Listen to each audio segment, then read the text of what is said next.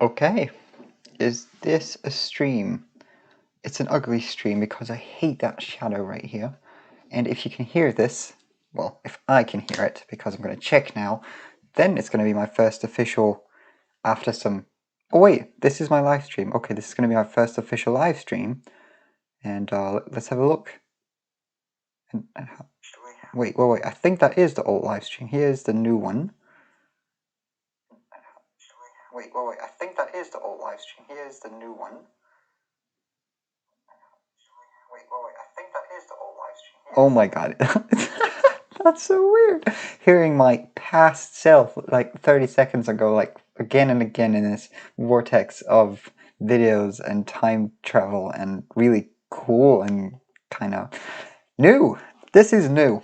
Welcome to a live stream that I will be... Wait. Oh wait, I think this one is myself, right? Well, I was just about to say that I'm alone.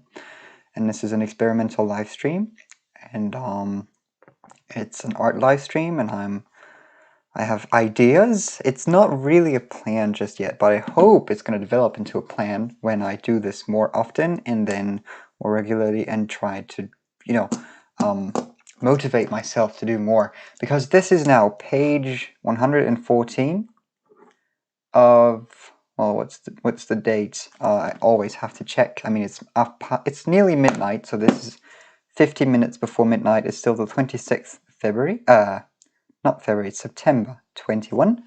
This is page 114 of my traditional pages art studies from this year, which I'm not happy about. It's not enough. I mean, it's something, but not enough. As you can see, I have...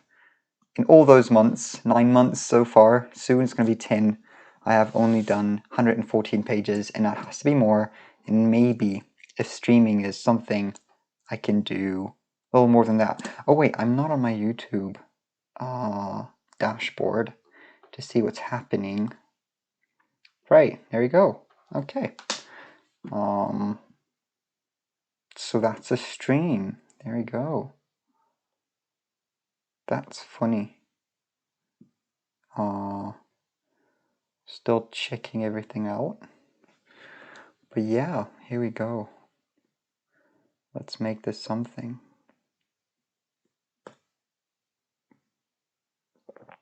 I have no idea about all the settings just yet. I'm gonna learn. But I'm gonna start this. Let me just check because of the lighting, because it really annoys me.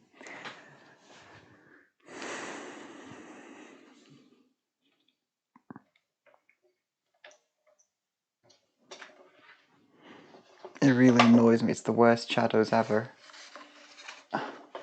One advantage of my wireless microphone, lavalier mic, is that I should be able to move around freely in this room and still be heard everywhere. I could literally go use the bathroom, and if I wanted to, you could hear all the details, which is obviously what I bought it for, right?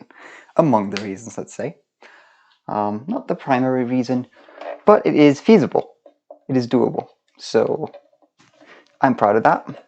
I would be proud of the light if the light was good as well. So we'll see about that now. At least if it was a little better and the shadows weren't so gross.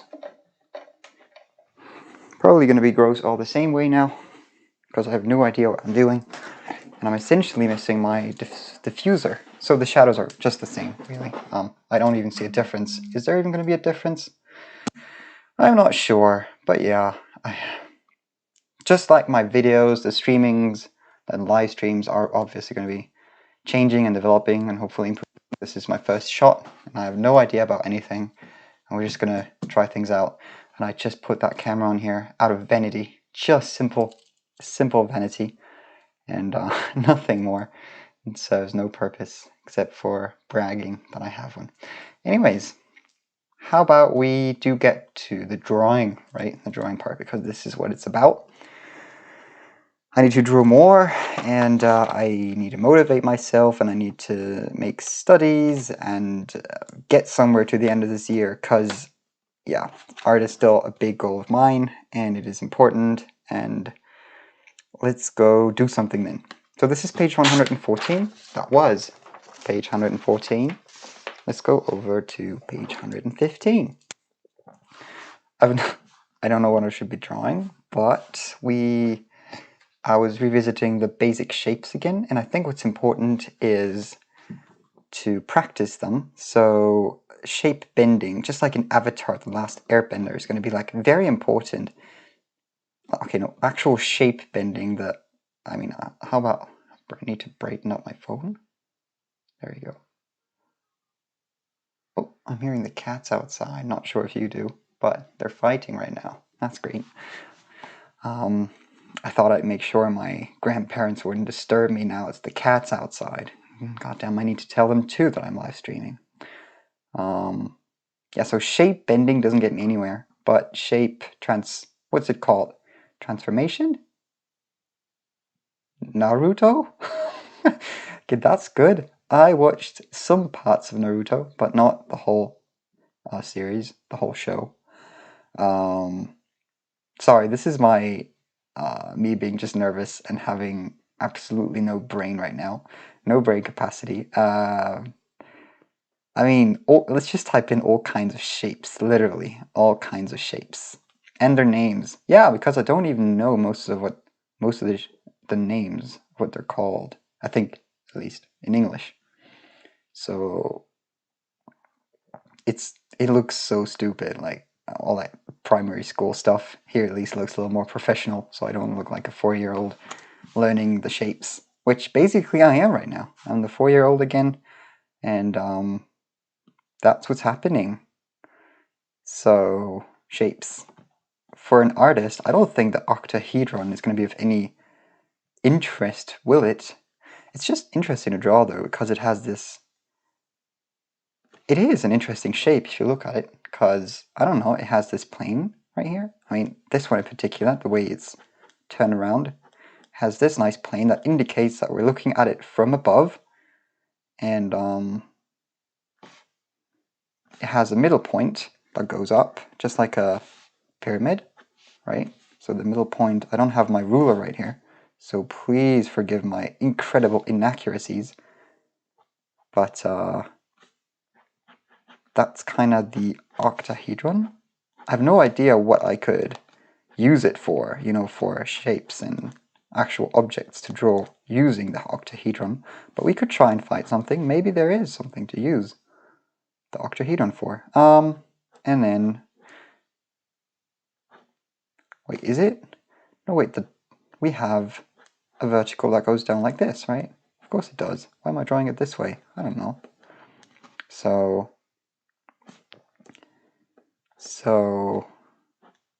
now I'm wondering about the length.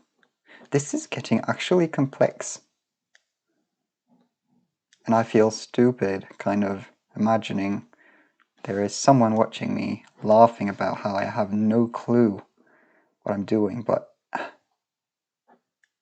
should this vertical here be the same length? I mean, obviously it should. It just looks, on this picture, it looks like it was shorter, right?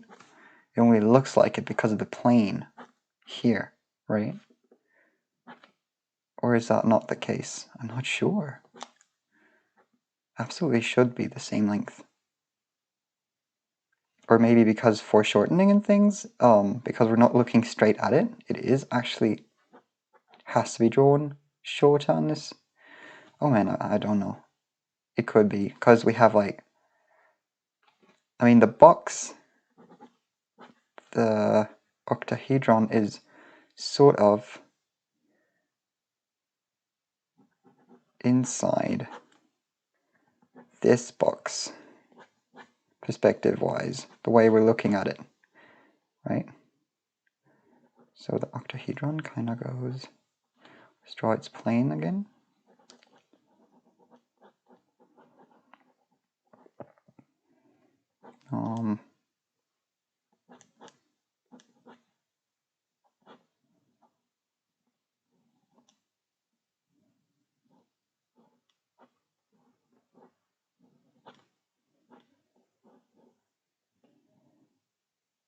Well, I didn't know I would get confused about this so quickly. Oh wow. Let's save up the octahedron for another time, I would say. Because clearly I am not savvy enough just yet to fully understand it.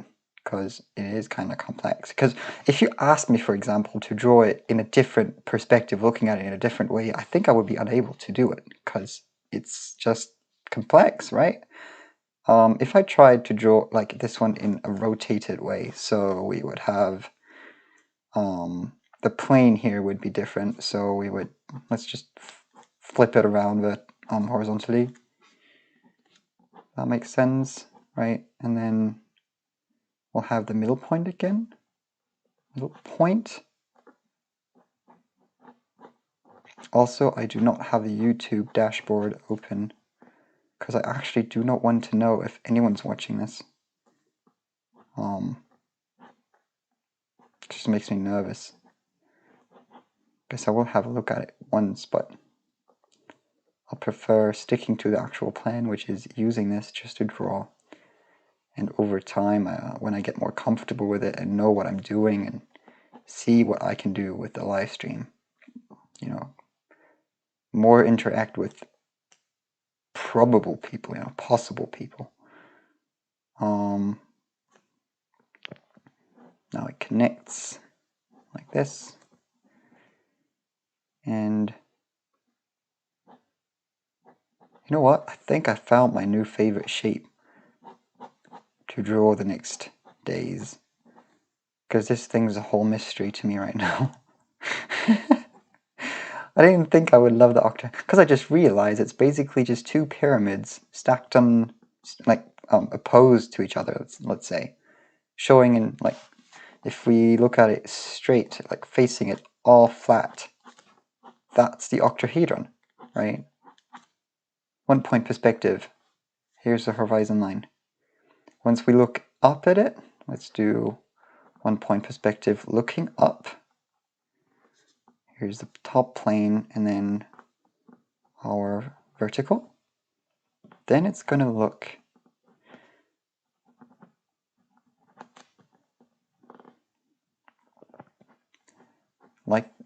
like this, right? Is that an octahedron? Is that one? Should be. Here are the hindsight. I mean, yeah, it is. It is. It's a plane and two pyramids. Let's note that, just so I, in my head, can more easily reconstruct it. Pyramid? Oh my god, I didn't think I would, like, actually learn something from this. I'm definitely never, maybe at some point, but never ever in the short future, ever look at pentagrammic prism. No thanks. Not at the what? The icosahedron. Nor at the dodecahedron, I'm just going to say. This is terrible. I mean, wow. I didn't know shapes could get that complex. But yeah, here we go. Here we know. Here we are. Oh, cool. This is 3D. I like that much more. Aren't there like programs or applications with which I can turn them around in 3D? Oh yeah, that would be great. Let me check that out. I think I have even one installed and never used it. So that's fun. Let's have a look. Here's something I downloaded it once when I had that motivation rush and thought I'm going to change my habits and use this application to know stuff and learn drawing.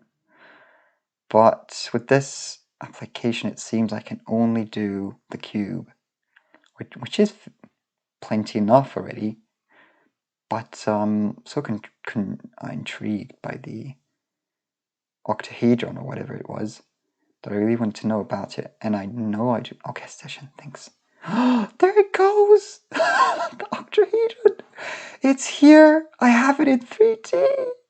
Oh, this is great. This is great. Oh my god, I'm actually excited for this. Look at that. It's just a plane from right below it and also above it. Like aerial 1 point perspective view. It's just one plane. And then it gets so complex, especially when you turn and tilt it. I don't even want to imagine the tilting aspect. But here we go. Yeah.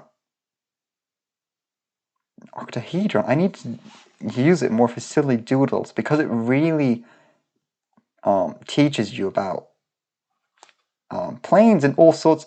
I mean, what's so difficult about it, I think, is how the number of planes and the way they're always tilted in one way, you know? Tilting is, and rotation is not simple in linear perspective. So, yeah. Let's take this perspective right here. The horizon line is above here. And I'm going to put my phone down just so you can see a little better.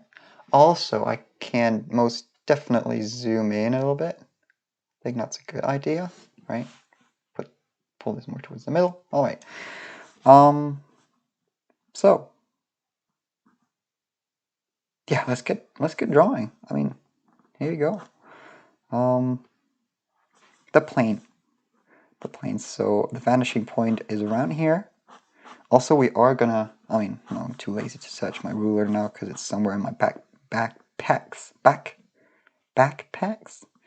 My bags, simply just bags. And yeah.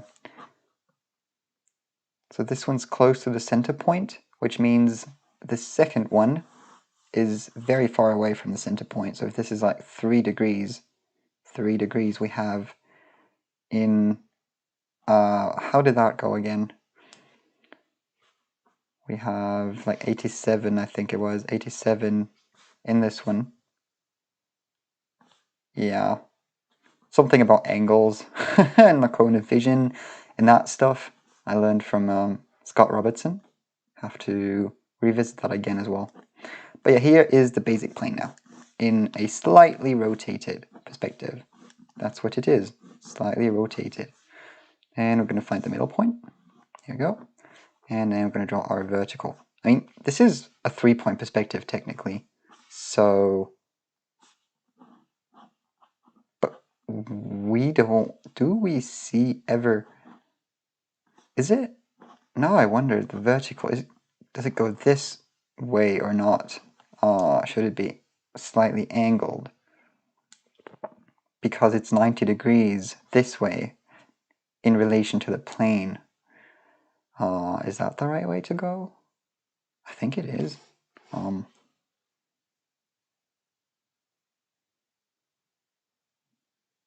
I wonder. There's still so much I don't know or I'm unsure of perspective-wise, you know. This is our view. This is here it is perfectly vertical, and here, will it stay vertical or not? The green line. It should.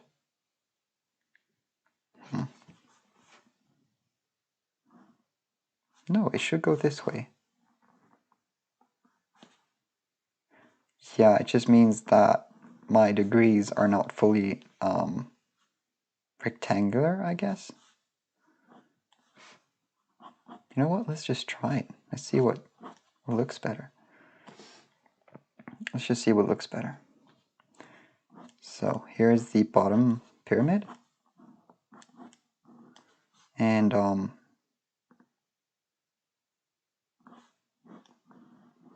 the lines on the back, right? Let's also add appropriate line weight, just so. It's also an incredible challenge to draw these in a clear way. So not only just knowing what you do, but in consequence also knowing where to put emphasis in them. Have a viewer instantly know what this is, which is just so hard to really show in clear, simple lines. Because it has so many lines. And it has so much depth, really. Because you're seeing every direction, you're seeing every plane. So many of them. There's this plane here, the basic plane, let's see. And then we have this one. And we have this one and this one. Right? And this is, this right here is the plane we're looking at directly, and this one here as well. So, wow, I'm actually really impressed how difficult this can get. Also, I realized, I think, yeah, my issue right here, what I just learned, is that this is not 90 degrees. I think it always has to be 90 degrees in planes, right? Makes total sense. Or does it?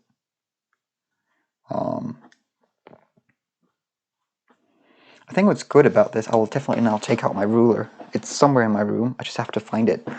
So this is great, because if I'm right about my microphone, you should still hear me, and even the rustling of my bag as I search for the ruler. As I'm around, walking around my room, and you can't see what I'm doing, but you can hear me. And that is really wonderful. At least that I know for sure. Filmmaking is better than art. No, that was too much of a definite statement. But it is better or more fun to learn, because art is just, it even gets mathematical when it comes to perspective, and that is just a pain in the ass. Really a big pain. Let's redo this one. Extend our horizon line. Here's our center point. And we're going to have, here's our station point. We're looking at it from here. I mean, from further away, really. Our station point. And, let's try to stay vertical right here. Okay, this is our station point. And we're now going to do, let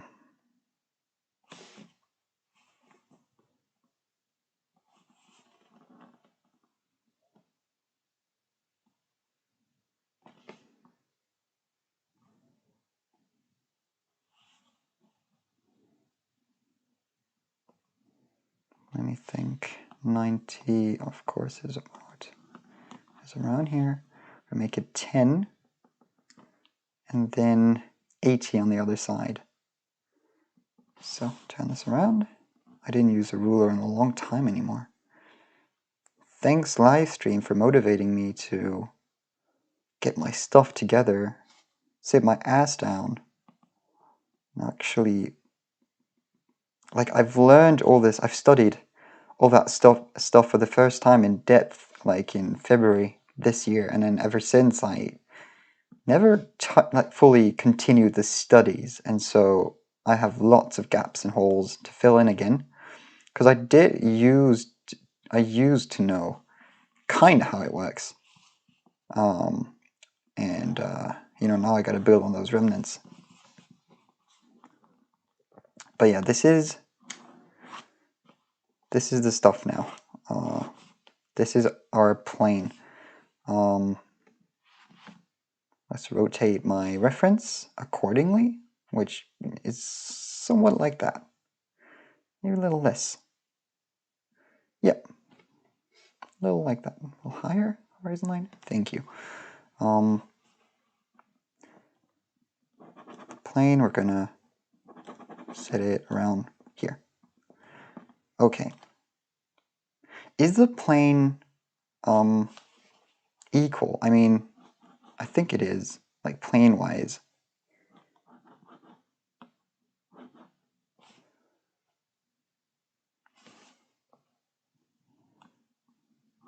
I just forgot to set my ruler to the other vanishing point. So, I mean, you can't see it, so it's only just an estimation. It will be on this side of the table, so probably gonna go this way. Yeah, looks kind of accurate. Okay, here we got the plane down. Simple plane drawing can be so, in the beginning, this has to become second nature, eventually. And since it's taking me so long, that's partially why I'm doing a live stream. I mean, mostly because why I'm doing a live stream, just so I can motivate myself to push through that, Yeah, now let's find the accurate middle. Thanks to the ruler, we're going to find the accurate real middle. And that looks like a middle. Thanks very much. And that also makes me realize, of course, that this plane is foreshortened. And so we do not have... Do we have 90-degree angles in here? Because I don't think it's...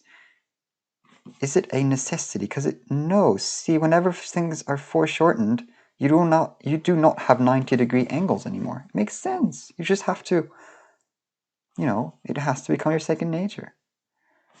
This one is not 90 degrees. Now for the vertical, is it going to have to be actually vertical or not? That is still what I'm wondering about. Also, I'm talking a whole lot. It's not always going to be like that, obviously, when I'm drawing. Looks accurate. I think I'll use it. I believe you only, if you move the vertical, you're only rotating the object. I'm trying to imagine it 3D. So even in this setup, when you can totally like draw it in any way you want, actually, can you? Like what about this one? Towards the vanishing point. Is that what the vertical should be?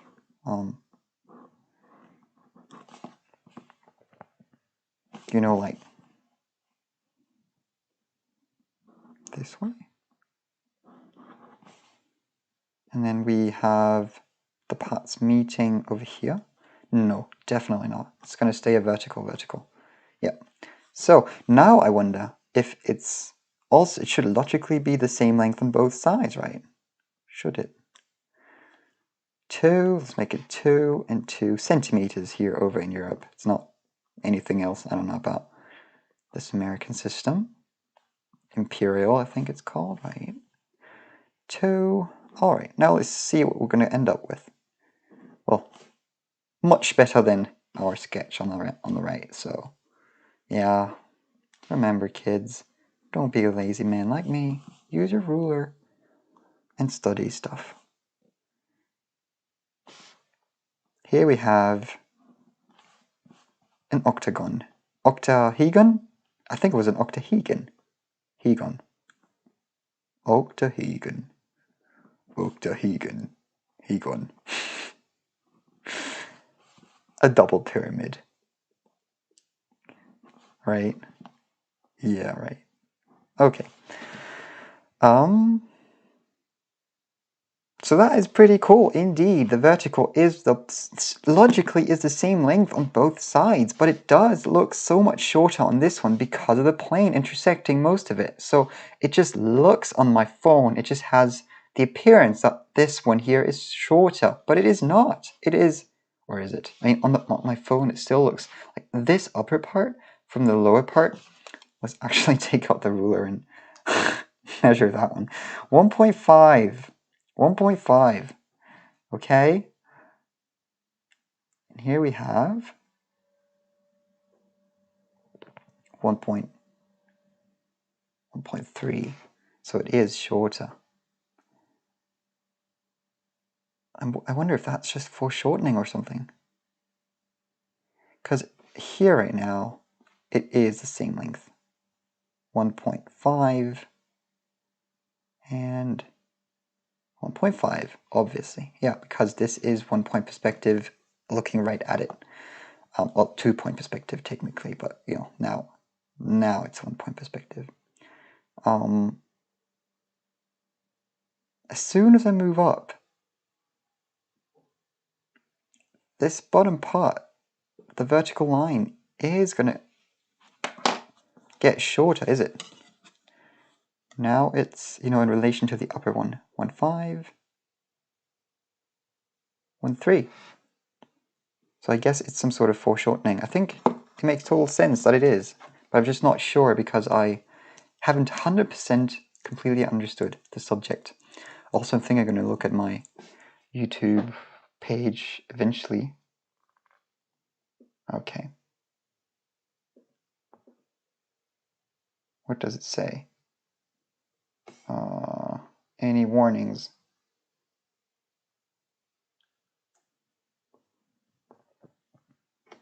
How's my laptop doing? It's kind of hot, but it's alright. YouTube recommends me to use 4,500 kilobytes per second bitrate, So that's very low, but I can set it to 4,500. I think my laptop will thank me because I have set it to 9,000 because I thought, you know, for a good video you need at least 30,000. So 4,500 is in relation pretty low. But if you say so, YouTube, let's have a look. Do you apply? Apply. Here we go. Okay. Do I need to restart the live stream or not? I don't think I do, right? Do I see or hear a difference in quality? Also, let's visit my stream, or can I hear it on my computer?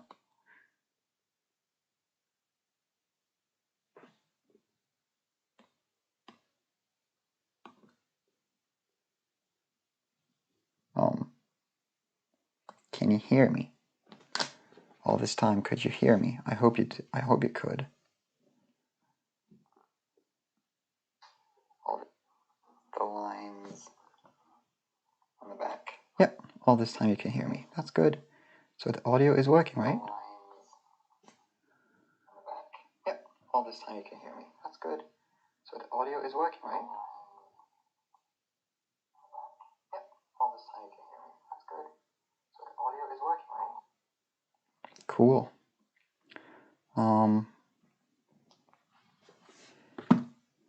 So that's where we are. The audio is working. Good.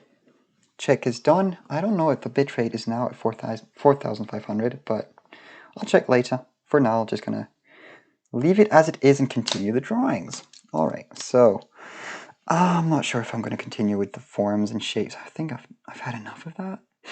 It gets old really quick. But what we are going to do is just another one, a second one, turned, which way? Let's see.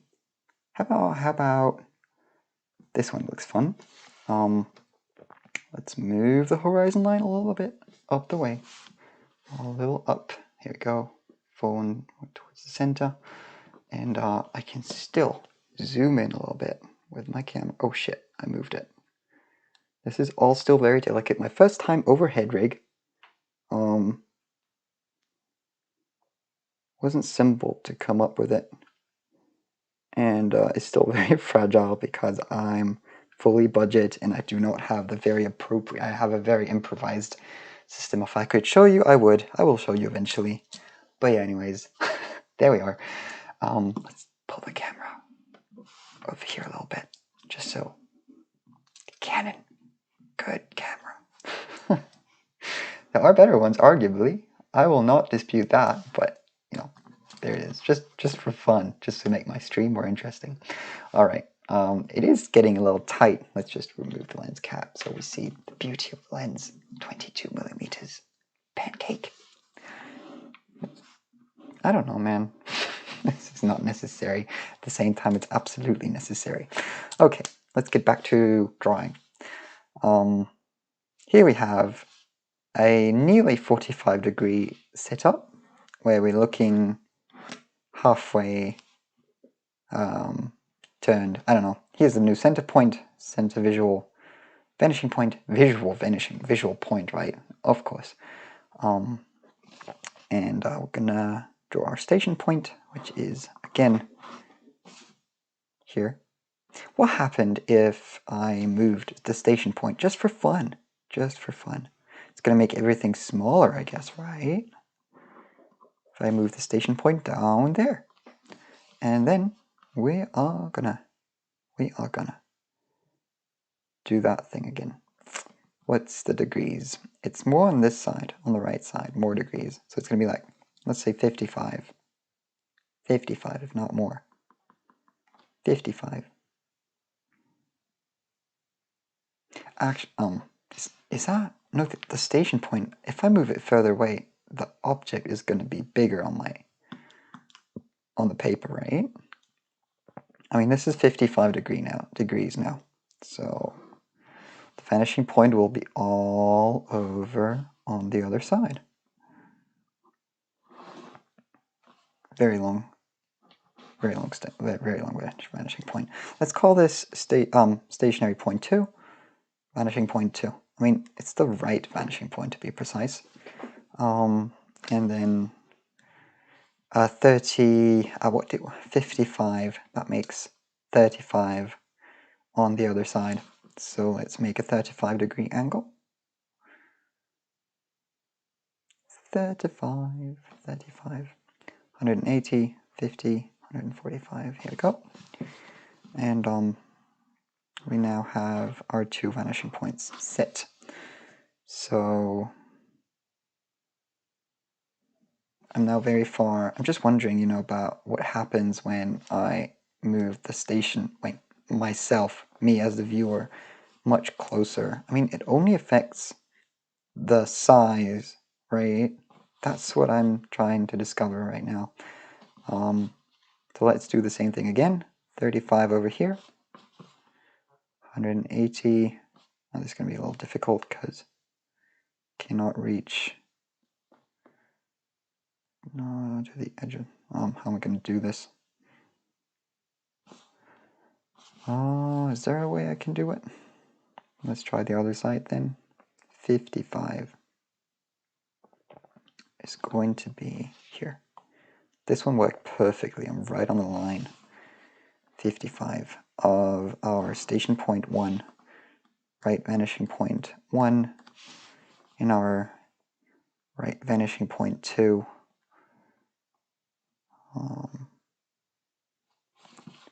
How can I do this? Oh yeah, of course, I can probably go this side. Oh no, man, I have to put my beautiful camera away. Oh, too bad. I think I'm too tight now with the camera. But 35 is...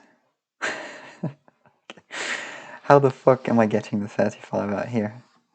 Wait a second, I'm confused. I'm sorry. Here we go. Finally found it. Or did I? 160, 145.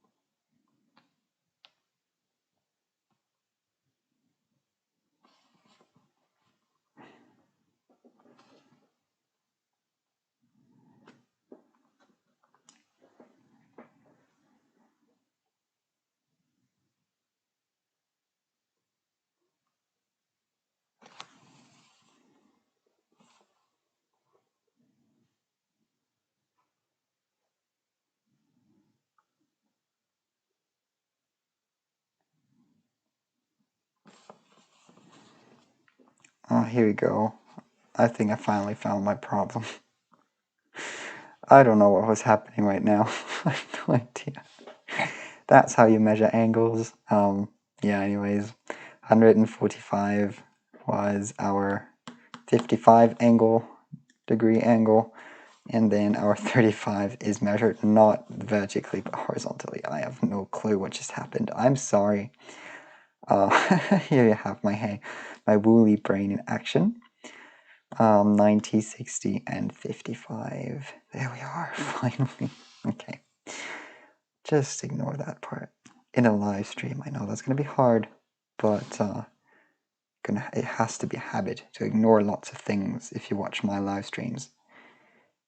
Simply because of my nature of being is that my no, it's not an expression. But anyways, 35 degrees around here. Left vanishing point of our first station point.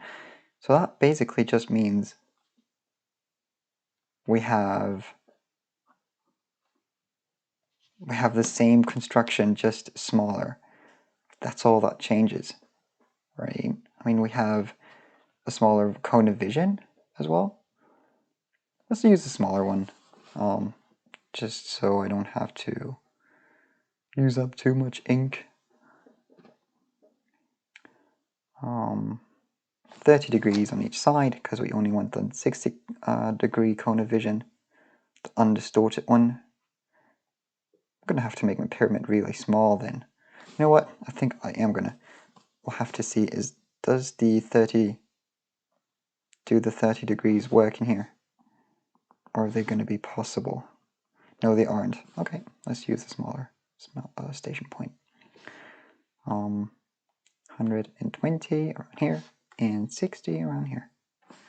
So our two 30 degrees are located here, and then we have how much centimeters? Pretty exactly 2. So I'm going to have 2 on the vertical side as well. 2, 2. That's the points for our beautiful cone of vision. And inside it, preferably inside it, we're going to draw our octahedron. Octahedron that has been patiently waiting for hours on my phone until I finally got the construction done. I promise it's going to happen faster in the future because it's part of what I'm doing the live stream for, to practice with motivation and some pressure as well, which is very much needed for me to do something. Alright, let's use the vanishing points now. We have this side here. We have, let's go this way. Okay. And then left vanishing point, 35 degrees. Let's stay there. Thank you. Not bad for an estimate, look at that. It is going to appear slightly distorted because it goes from the one edge to the other. But that's fine since it's only 60 degrees. My widest and most beloved lens. Just for reference, if you're wondering about the degrees of a cone of vision, 60 degrees is, well, 60 degrees. 180 would be like the whole range from left to right. And my beautiful 7.5mm 7 artisans, I have, wait a second, I have to draw this one like much tighter in here, otherwise it's going to be very distorted. My 7.5mm 7 artisans does some beautiful 190 degrees vision, so you see somewhat even behind you, which is fantastic. And the lenses, I love it, it's great. It's not this one right, I mean, you can't really see it on the, I do, very necessary, thanks a lot. Also, I lost track of what I was saying, but that's not a problem. Let's get back to drawing. The verticals, as we have learned, should be the same length on both sides. It only appears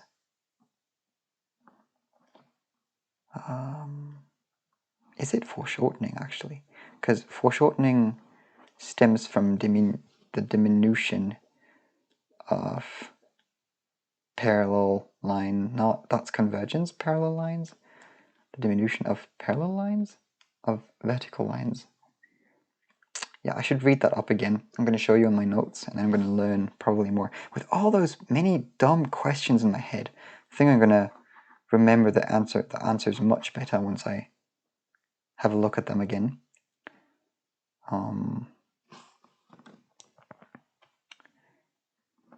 This is tough, man. One and one. You really have to focus hard, which I'm not totally doing. And so that's why I'm advancing so slowly. Here we have the first plane. There goes the second plane. Right. And then we have a very short line in here. This one you can't, it's basically the vertical one. And last connections. Oh, shoot. That was not right where it should go. And here we have, this is strongly I think that is foreshortening, right? Just on the vertical axis.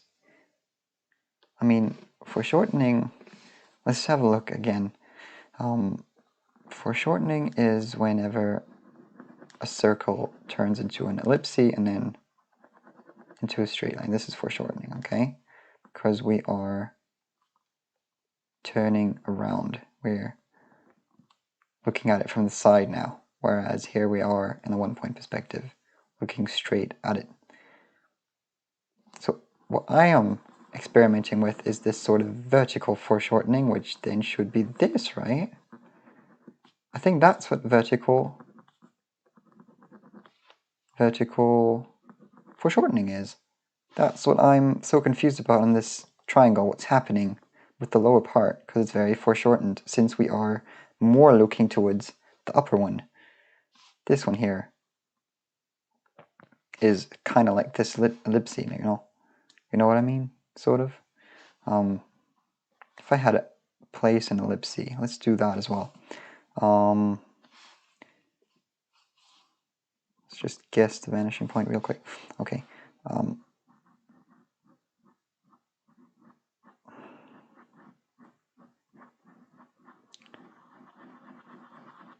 Place a circle in here.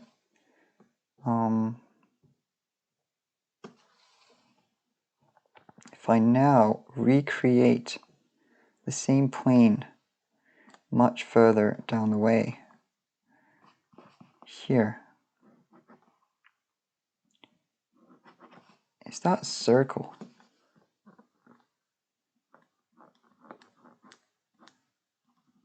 It's a little further than that, the plane. Here's the same plane from above, right there, just lowered. We're really looking down at it now. Here is the line. Let's find its middle. And the vertical, the horizontal one too. All right, and then draw the same circle. Will it be as I go further and further down the way? Let's add another one. Really far away. This is interesting. I've never done this sort of experiments or gotten as deep with perspective. 3-point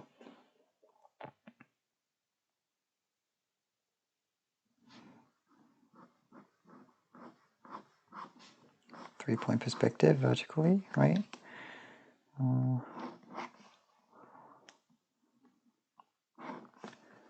Okay.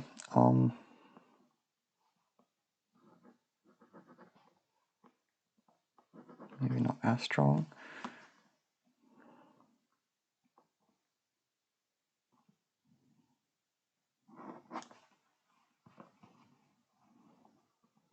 I think that's the line now, or is it? Or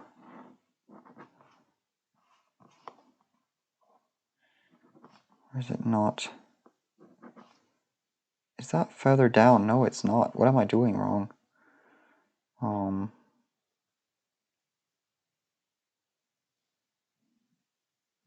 Oh shoot, I mean that is far from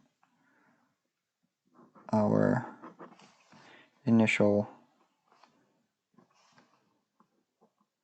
right vanishing point.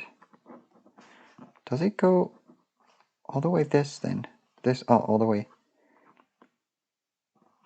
way up. Yeah, looks like it. Oh, that too is an awesome exercise I just found out for myself, to draw these planes like going downwards and going upwards.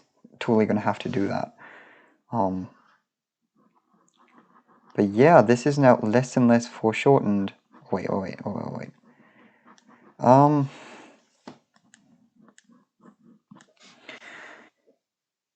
As the planes go down, the circles, this state of the circle will be here on the horizon. And as we go further and further down, it will be this, right? It will be sort of this way. I mean, it's going to be down there. And then we gradually have this happening.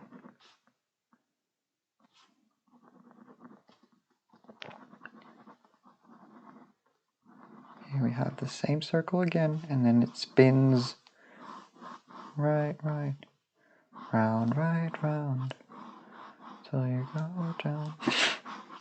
I don't know. Oh man, this, totally messing with my head. I think I'm not going to sleep tonight. Just thinking about all that, I never went that deep into perspective and have so many questions. Oh my god. Not expected. And I wanted to draw something else, you know, initially, like animals, or I don't know, it's just more typical and not just deep studies and dumb questions and not even having reference material here, so I'm only just guessing and looking back at that stream and like hopefully will be very cringe and embarrassing because it was wrong so much, which then hopefully will mean that I have learned, you know. All right, let's go back to my YouTube statistics. Okay. Looks like we had someone at 11:45, and that was myself, I guess. Yeah, very good. Very good. Let's continue.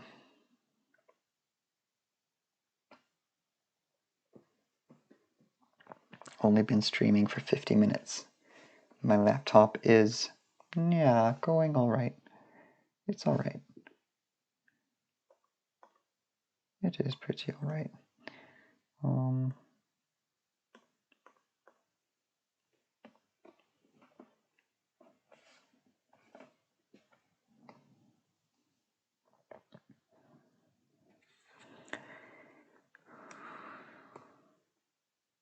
Did I have someone watching for 13 minutes? What do you mean? For a whole 13 minutes? I have someone's, no, I think it's seconds, right? Oh, I hope it is. Obviously, okay, it's seconds. All right, yeah, that makes sense. What else do I have here in this dashboard? Oh, I can ask questions, surveys. I can put something in the chat. Okay. Anything else? How do I remove this one? No, I can't. Okay. Problem is I need to see what I'm streaming, and I don't. Oh wait, if I go live, of course, in this dashboard. Make me go live. I want to, yeah, here I am. Okay. Just so I can see what it looks like right now. And also let's check on my phone again if that creates a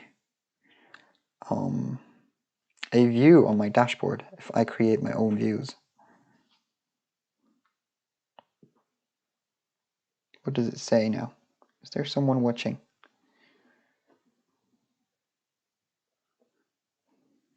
Oh, hello? Oh. A view on my dashboard, if I create my own views. What does it say now? Is there someone watching?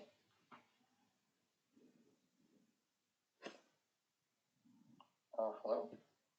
Oh. A view on my dashboard, if I create my own views. Okay, yeah, looks like it. It says one view, one watcher. Is that a viewer or a watcher? I don't know. But I think that's me, right? Livestream Fun Sign Hub. Such a bad standard title that I didn't even set up. Yeah, it's an experimental first time live stream, so I'm not trying to make it official or appealing in any way. But yeah, now for myself, back to drawing, now that I have so many questions. Let's go all the way back to my notes of perspective, because wow, this was not what I expected, man.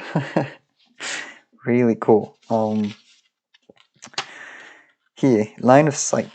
This is not what I'm looking for right now. Diminution, convergence, and foreshortening. That's the 3 principles. And can you see it on camera? I just don't know. I need to have the instant view here on my OBS dashboard. So can I put YouTube and OBS on the side? Let's see. You know, just so I can have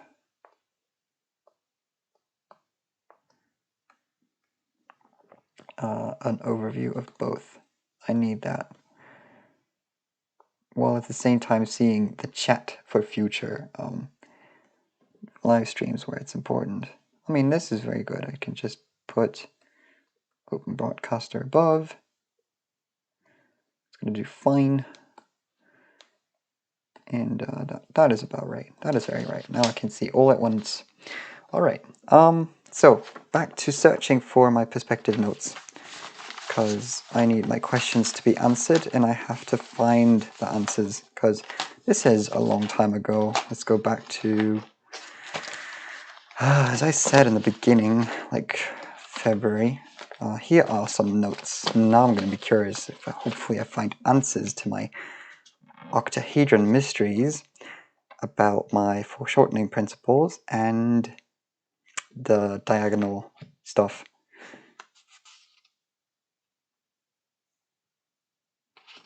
All right.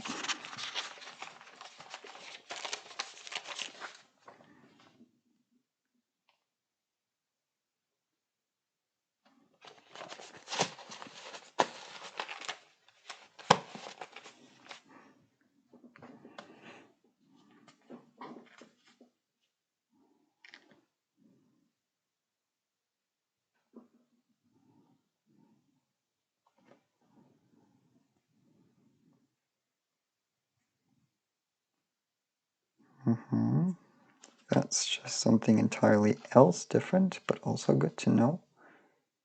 Good to know.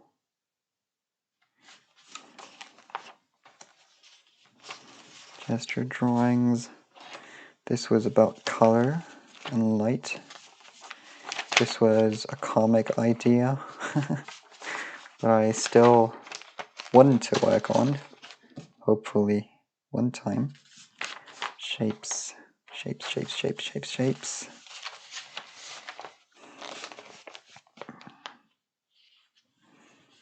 We see things by means of a central visual ray surrounded by a cone of vision. The face is perpendicular to the central ray of vision and parallel to the picture plane. That's what we know. Convergence and foreshortening leads to receding lines.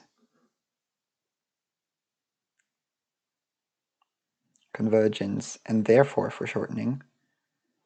I mean, it's more like convergence leads to receding lines. Convergence and diminution leads to receding lines, which in turn leads to foreshortening. I would rather put it like that today. For any set of receding parallel lines, the vanishing point for any set of receding parallel lines is the point at which the observer's sight line, parallel to the set, intersects the picture plane. The vanishing point for any set of receding lines, the point at which the observer's sight line.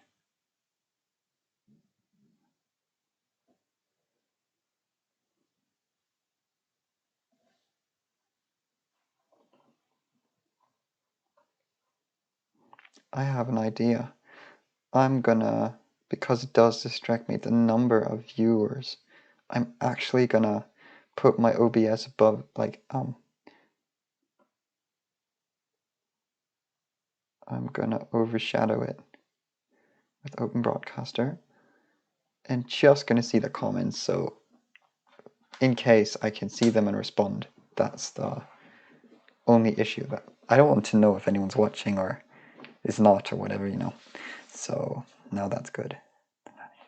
Any set of receding parallel lines is the point at which the observer's sight line.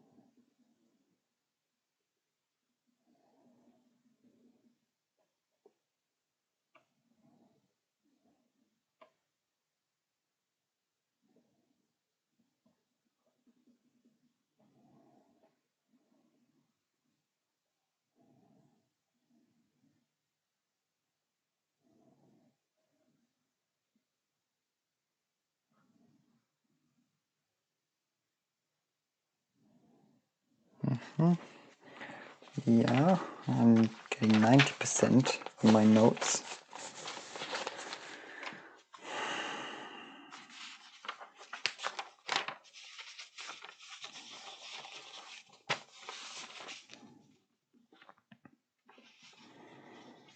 Are the lines parallel to each other? Convergence. Parallel lines leads to convergence. If they're following each other, their diminution is diminishing.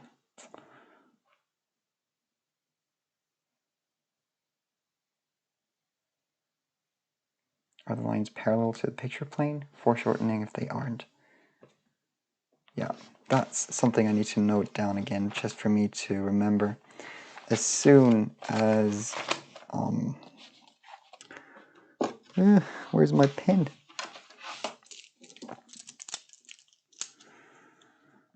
As soon as...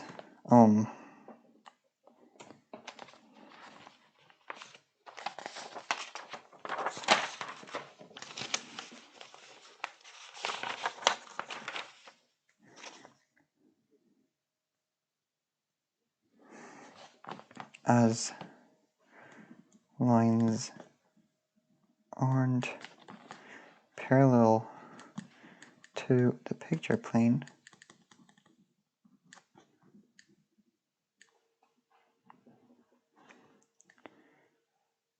we have foreshortening. Because right now, when I take any plane and I really make it right in front, then we have the picture plane completely parallel in every way. PP, picture plane, and just picture plane, nothing else. Cube. And as soon as we turn that, we change that relationship. We have foreshortening.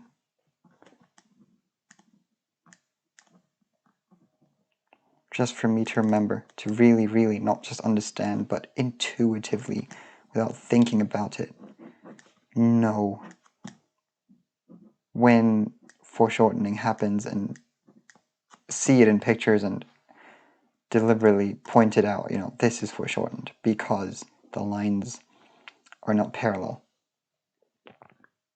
Well, these are not, but the vertical ones still are.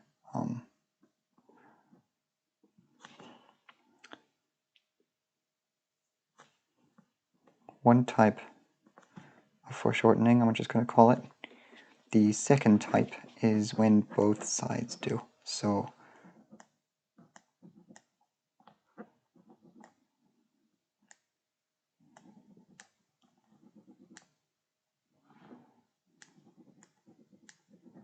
as soon as we have this,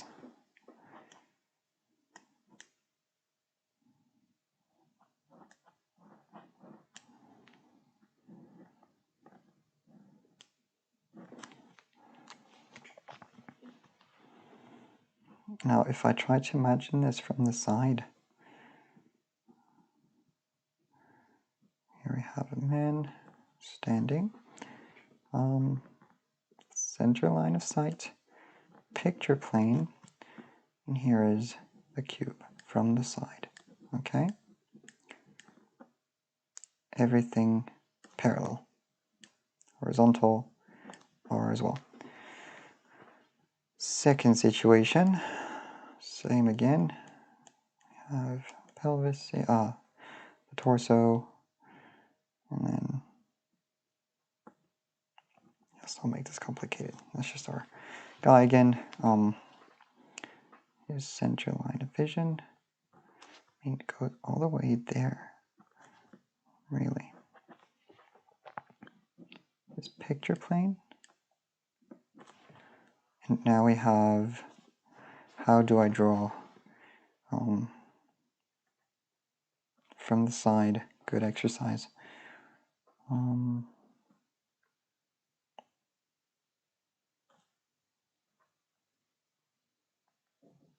basically,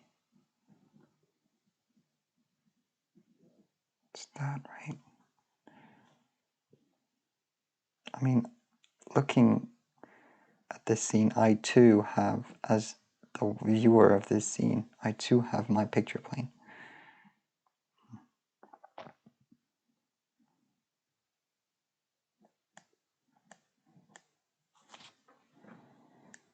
If I now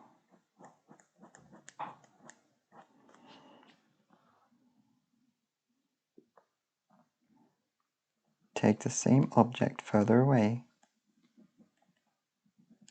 just for me to recap, that's the principle of diminution.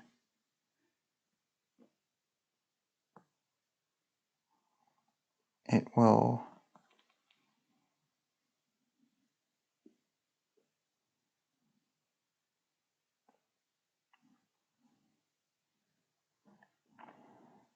this line right here will be smaller. I mean, it has to go from my eye. It will take this line. It's so messy because I'm still not, as you can see, 100% definitely certain about things concerning perspective. But yeah,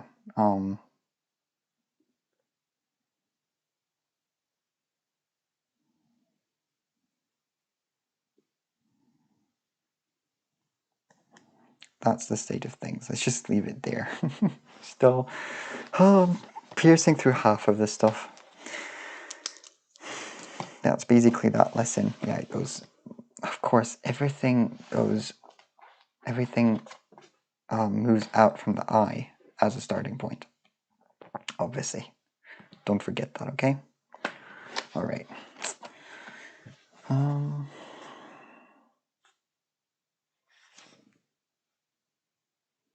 Yeah, everything is explained by the lines of sight.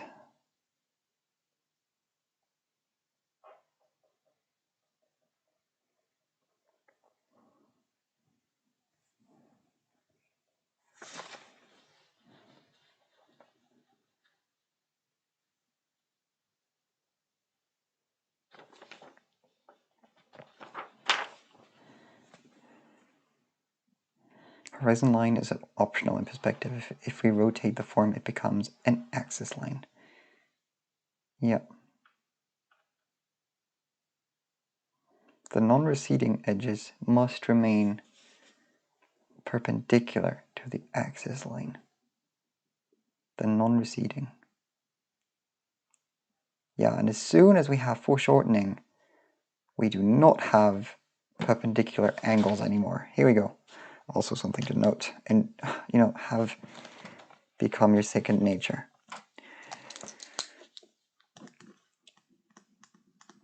As soon as, let's just shorten the word foreshortening, happens, we don't have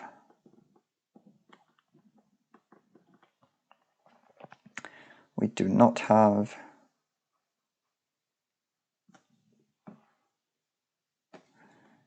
-90-degree angles anymore. Example, looking straight at it, all nice. The same thing foreshortened, well, not anymore. Okay, foreshortening 1 and foreshortening wait. Yeah, foreshortening 2. Now both sides are foreshortened like we have, I don't know.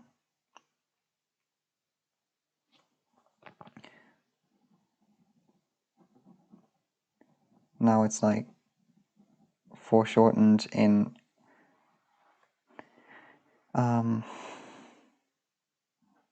it's just a stronger foreshortening.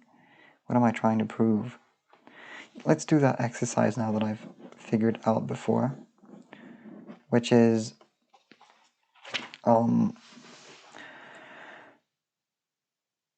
Yeah, foreshortening, because I have a feeling there's two types of foreshortening, right? You do have the one where, let's just make it slighter for the start. Have this line here, it should always stay the same. Okay, and now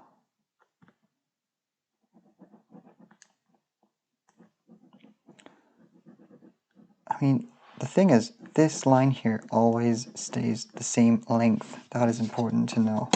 Yeah, okay. Let's practice foreshortening. It's always of length of 1, 3. It kind of is here. See, I did not apply that right away, so I did not learn. Let's do that again. Let's do some actual accurate, precise foreshortening practice. I'm taking a clean 1.5 line now. Here we go. For both sides. Both sides 1.5.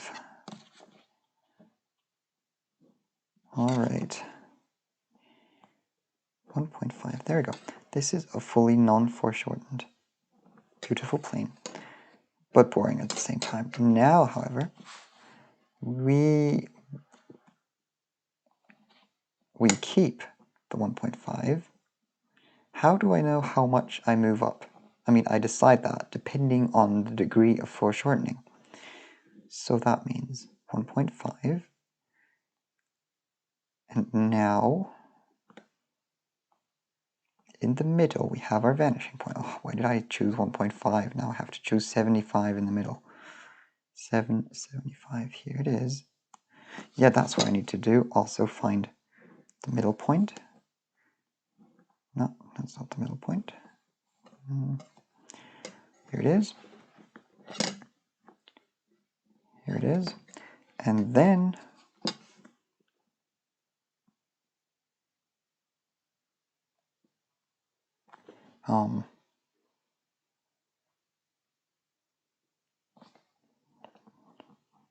how do I decide on the length of this line? I mean, it's more like this line. It could be thin like this. So we have some slight foreshortening. It could be much stronger. It could go all the way this way. All the way like this. How do I accurately depict foreshortening? That's all foreshortening, right? Or is it just tapering?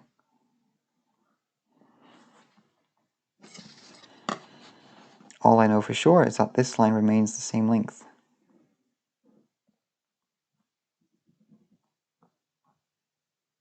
Because if I do this, it's not foreshortened. Wait, or is it?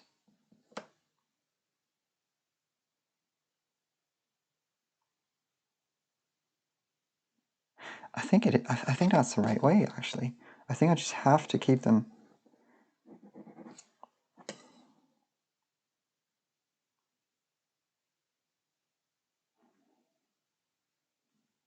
But then what's this principle then? If I move up this plane without turning it, the lines, they stay the same. Do I have anything that looks like a plane here? This battery right now. If I take this Canon M50 LPE12, 800 milli I don't know what you call it in English, but if you take this battery now, let's try to make it do it with the camera. That's our plane. And it is now not foreshortened because the picture plane of my camera is exactly this. It goes vertically like this, and it goes horizontal like this. Now I'm slowly moving it perpendicular, in perpendicular direction to the camera. I'm going to do it the other way around. And what happens is this plane here with the signs on it is foreshortening until we don't see, once it's fully perpendicular, now we see, like, on paper this would be an extremely short line until we see nothing left. Okay? What happens with this line? These horizontal, I mean, now it's verticals. Yeah, it's verticals. What happens with these vertical lines? In this case,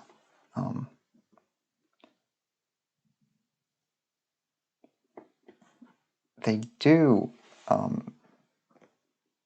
in this view, they do converge because they're parallel.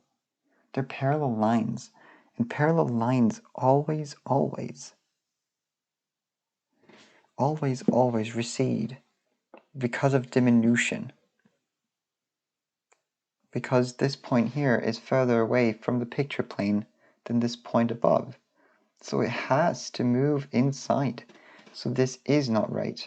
It has to go inside. There is no other way, right? There is no foreshortening without angle distortion, let's say. Because there is vanishing point. Because of... Why is there a vanishing point? Because receding lines, because of diminution towards the back, that's simply what happens. If things are further away, they diminish. And so you automatically have receding lines. And they all recede towards one point when they're parallel to each other. So you cannot have foreshortening with these verticals straight. I hope future me will be able to absolutely confirm that. I hope that's true. You know, I was just wondering about how do I know how far I go? How do I know that? If I turn them just like that, or if I go all the way in? This is the question I'm wondering about. Oh God, how did this get so deep? I need some water. I'm gonna drink something.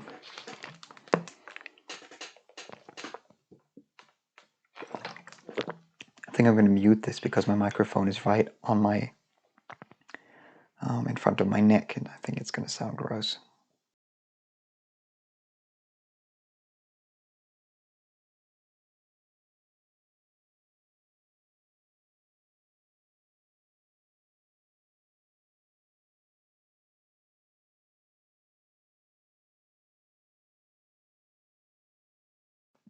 Okay, let's go back to, let's have a look again at my YouTube stuff. Yeah. Okay. No one knew since 12:30. Wow, 1 hour and a half. I'm proud. Okay. My head is burning. Ooh. Interesting stuff.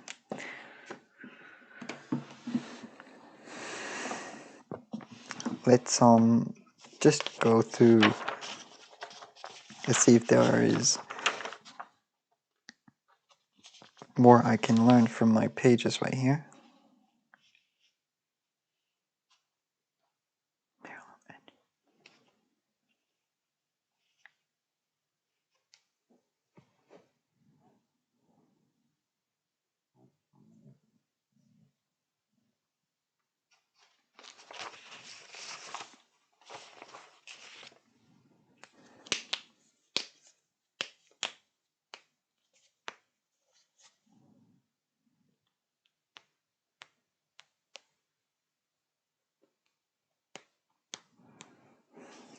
Again, everything is explained. If ever I'm searching for a solution, everything is explained by the lines of sight. Don't forget that, by the lines of sight. The picture plane, the cone of vision, and the lines of sight. I'm gonna have to remember that once I have a fresh mind again. Okay, that was so technical, man. put my pages back together. We are now going to do what I have here. Structuralization of, in this case, a penguin. And also here's a beautiful cat. Very important. Anatomy I tried to learn once. I mean, I did, but I forgot half of it again. Once I know more about, structuralization, I'm going to go back to it, because anatomy only comes after the fundamentals, the real fundamentals, which is shapes and lines. And I realized I need to learn that first before I do anatomy. In order to be able to do this more accurately, which is structuralization of bones and stuff, so you can better memorize and actually use it in artistic ways. So yeah, let's look at the pages I did when I was really into anatomy. That was back in April. Hope to get back to that with actual knowledge of perspective and structuralization, and then therefore building a visual library more effectively and being able to represent the anatomy the way I've learned it, and not just forget all of it. I'm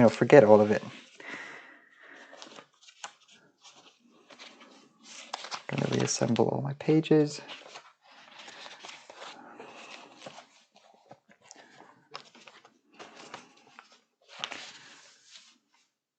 Oh, I have 206 pages.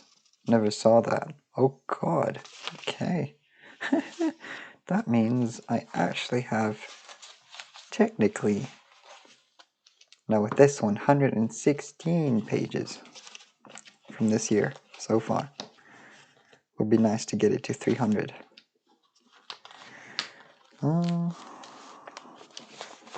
Let's get them all nice in order.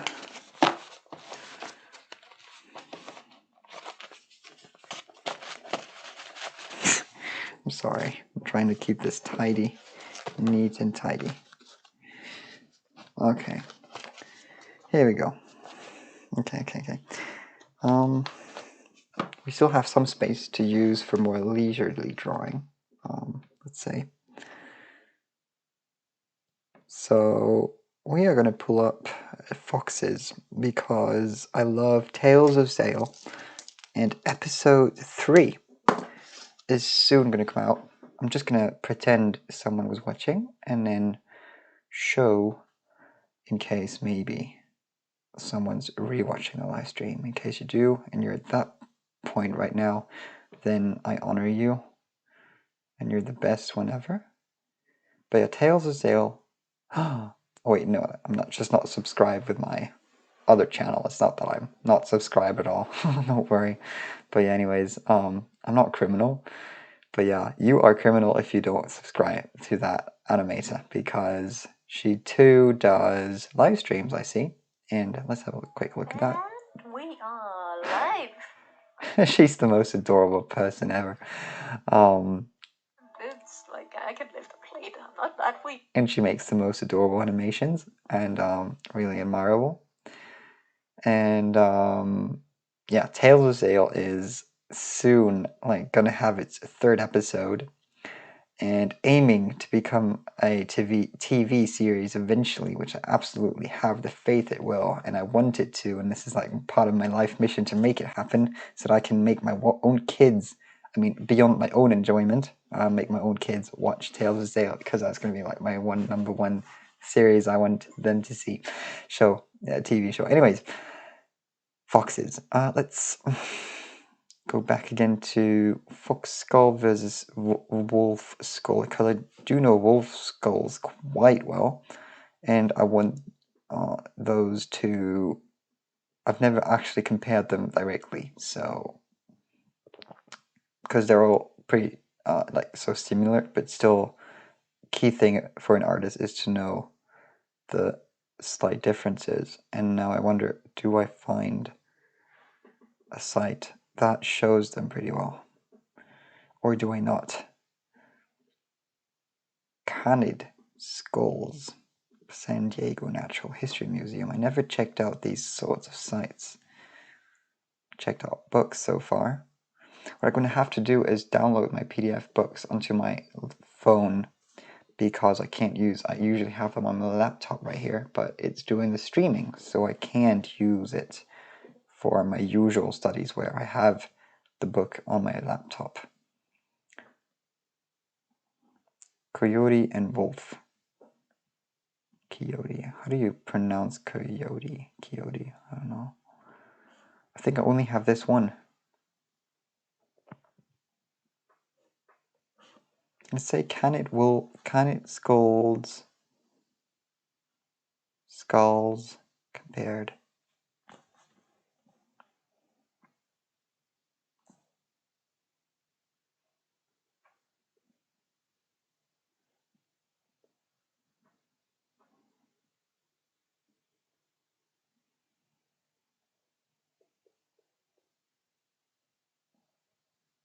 Right, of course. With each breed, it drastically changes. Right, I never considered that actually. Wow, a set of skulls like literally costs $900. Are you serious? It's kind of crazy. Yeah, see the difference between these two. That's very interesting. I mean, do you see it on the stream? I'm not sure, but yeah. I'm intrigued by the difference between these two. Something I still need to memorize is I need to use that site even though I can't zoom in. Can I? How can I zoom in? Come on, phone. Show me that picture. Apri immagine nuova finestra. Oh, brilliant. Great. Come on. Fuck you.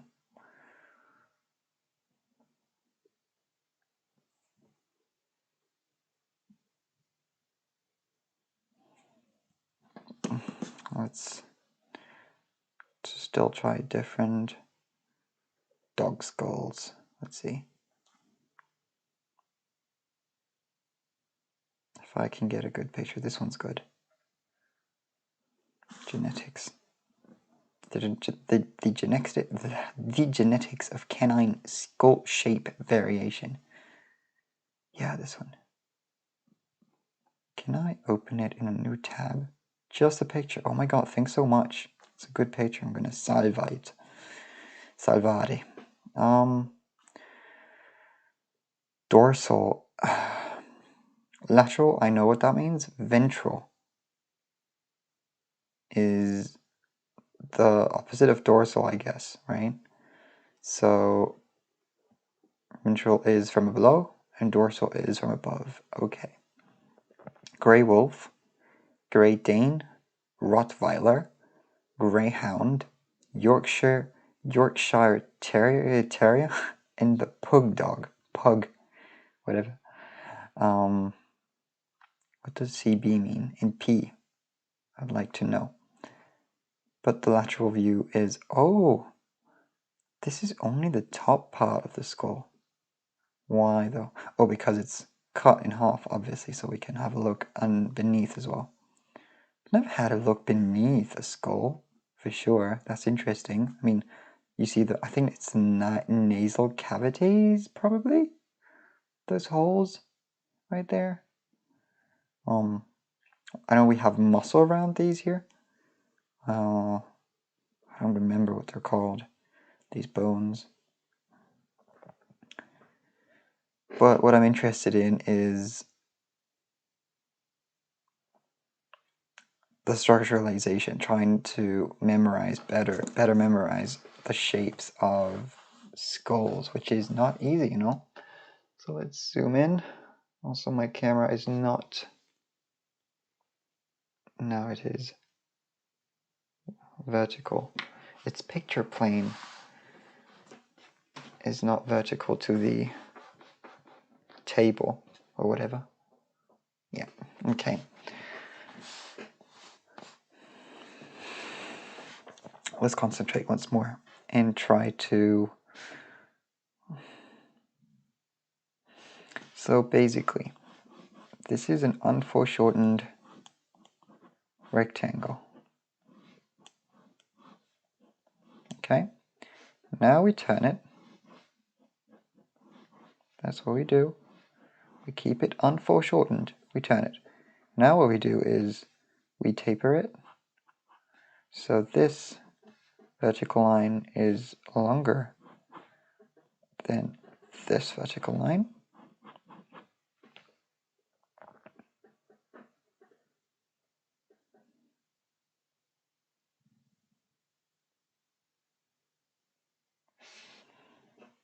And I could foreshorten it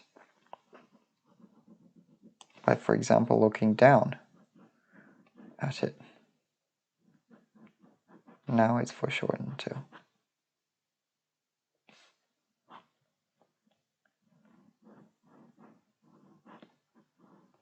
Does the tapering indicate foreshortening?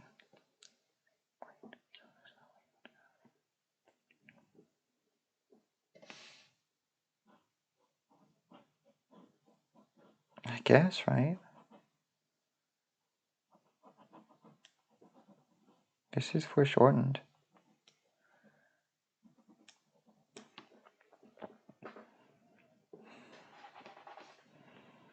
If I make the tapering the same length, however, this is now just the same form, only tapered. But is it foreshortened too? Yeah, it should be, because this is not a 90-degree angle anymore. So I guess foreshortening and tapering is synonymous, kinda.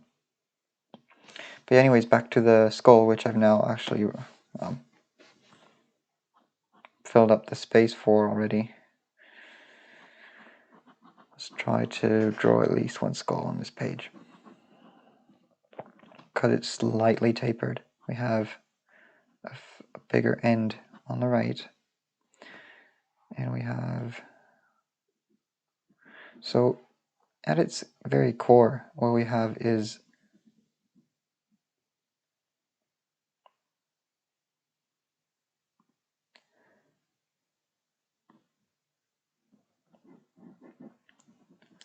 this.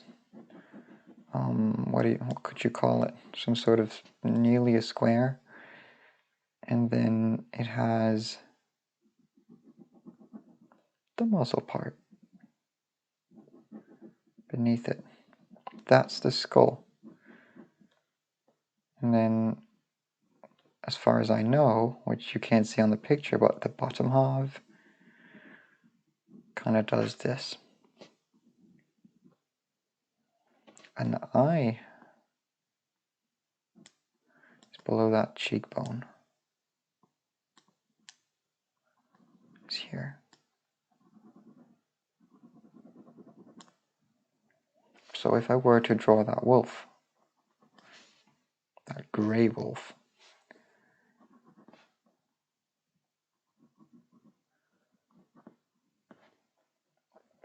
I would have the mouth around here, the muzzle going like this, and then the eye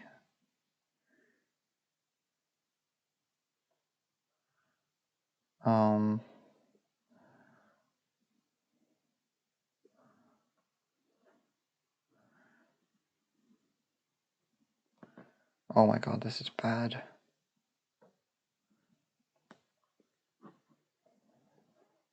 Lots of fur.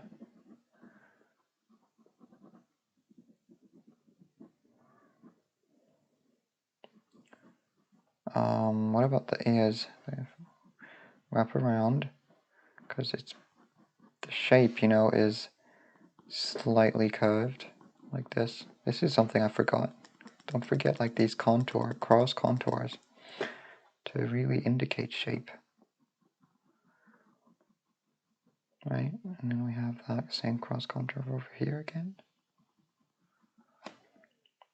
And the ear wraps around like this, sorta. And lots of fur.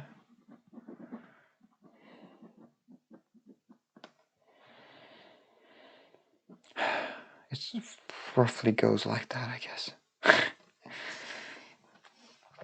Let's have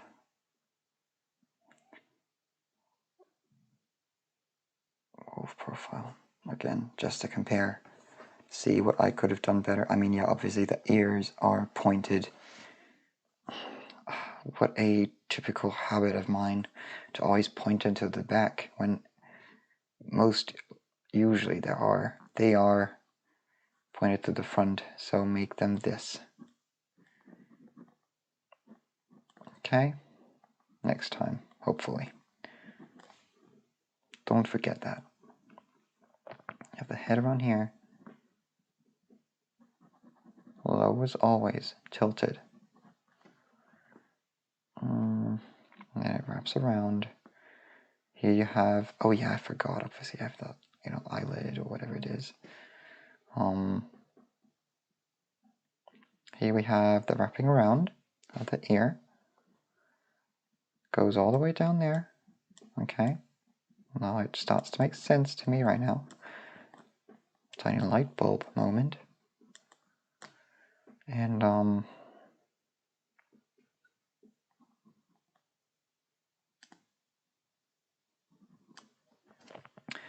eye.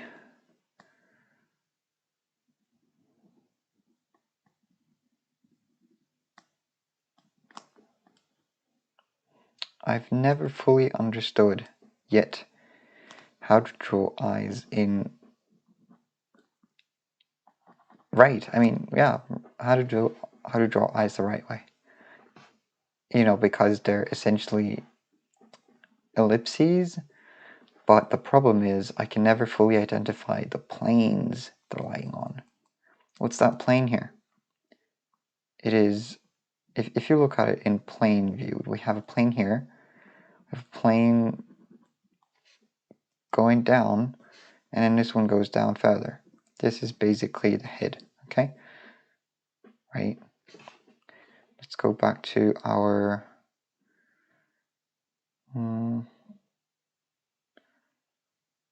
yeah, whatever. Kind of goes like this in a simplified way. Here we have this part, and then this part here goes down like that, okay? Yeah, okay. Where are the eyes? How does that plane work of the eyes? This is the muzzle, okay? This is... What are these planes? See, it's like two planes.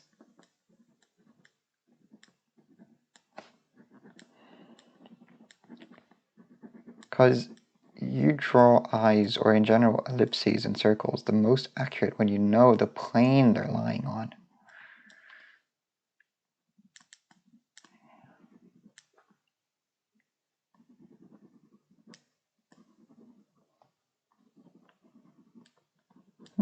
Never done this sort of exercise either.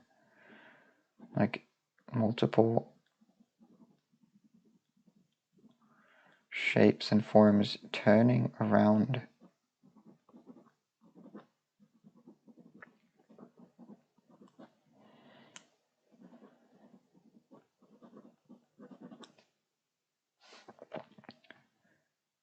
Don't forget, this is still a tilted plane here. This is a lying one. And the eye is sort of in this, between these two. Right, isn't it? Because if I look at it at the picture, it looks like the eye is an eye.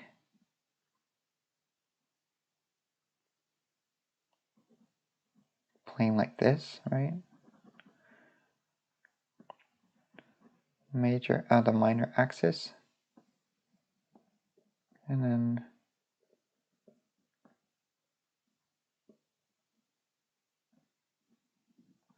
maybe I'm overthinking all of this, but I'm still trying to fully understand eyes. how to construct them and draw them, because I've never been fully satisfied with, or always been on the search for that, and it's such a mystery to me.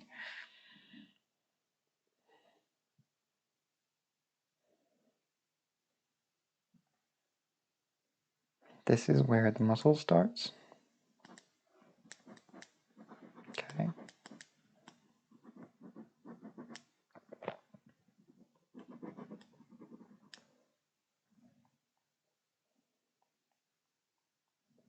So according to this plane, the eye would go like this.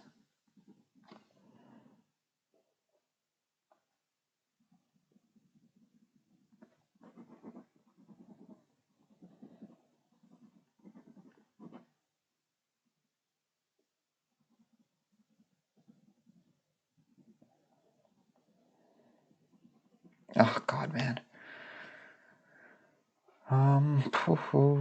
And then the wolf's head. Wolf, wolf. Kill the wolf. I don't think I've ever drawn such a creepy looking mechanical robot wolf. But this is where I'm getting at. Shapes and all that. Trying to understand and still grasp, and then skulls and anatomy and all that, you know. Man, oh man, oh man.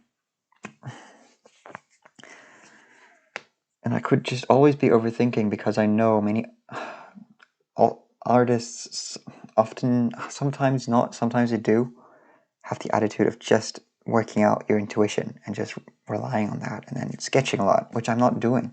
I'm not the sketching a lot guy, and then out of simple habits, you know, and can out of quantity just build your style and know what works and what doesn't. Now it's the 27th. Got a message. It was my brother sent me a YouTube video. 27th September 2021. It's now been what? Let's look at the stream.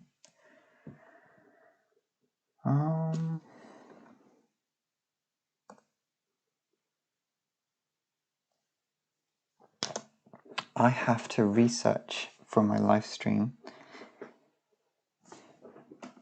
Also, what does the battery do in this case?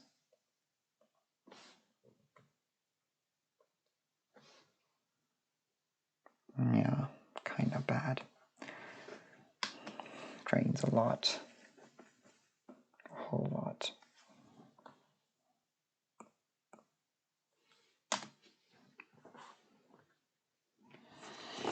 I need to research if I may. What music can I play in YouTube live stream?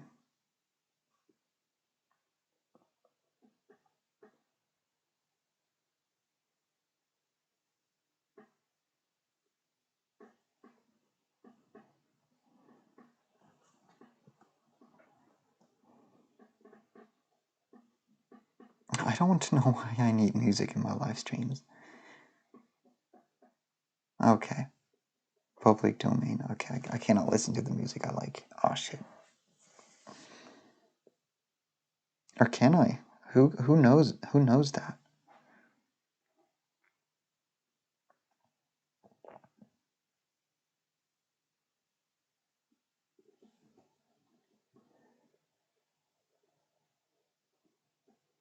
I mean, I get a claim that I can't monetize, yeah, but, you know.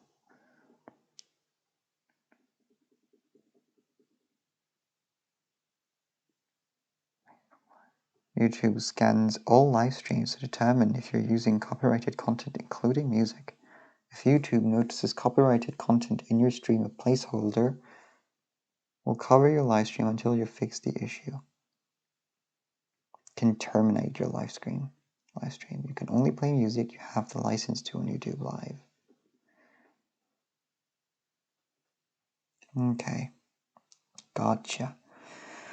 Ooh, I'm gonna have to listen to public domain music while I draw. Never done this sort of thing. I can't just play Andy Grammer now.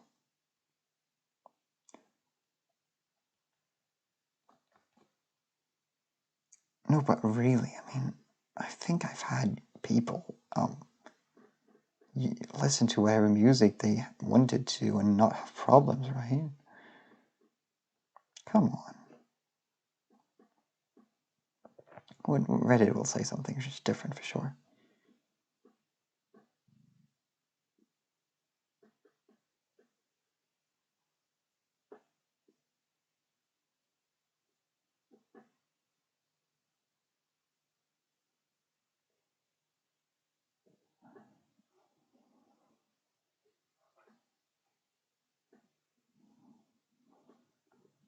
I just want to listen to music, you know, I'm not using it in any way. Play background music while streaming.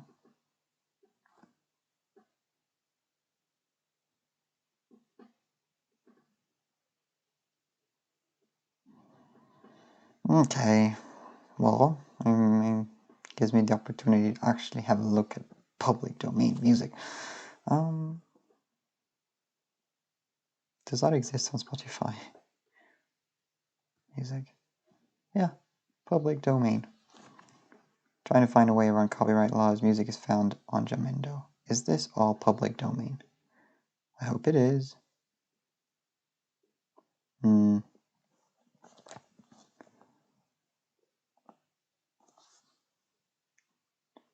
Music for my YouTube live stream with my 1 million watchers.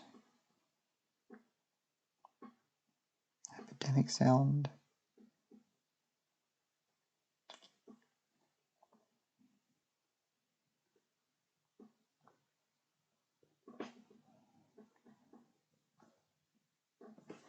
Let's turn on my speaker.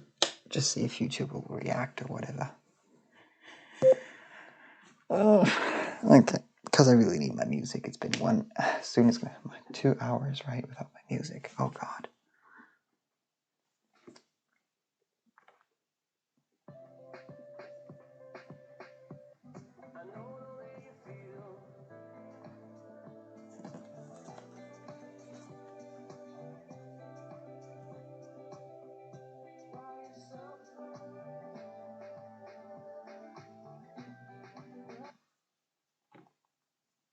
Classical music will do great, actually. I love Schubert. Your typical Johann Sebastian Bach, Clair de Lune, Saint Louis Blues.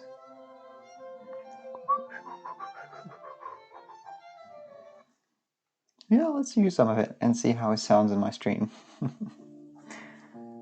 Here is Schwanengesang by Franz Schubert. Oh, actually, this is my receiver, by the way, that you can thank the audio for.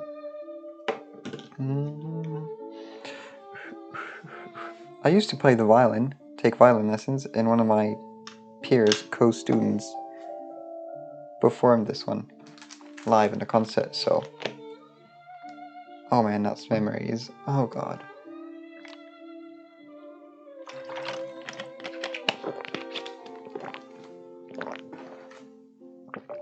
Beautiful.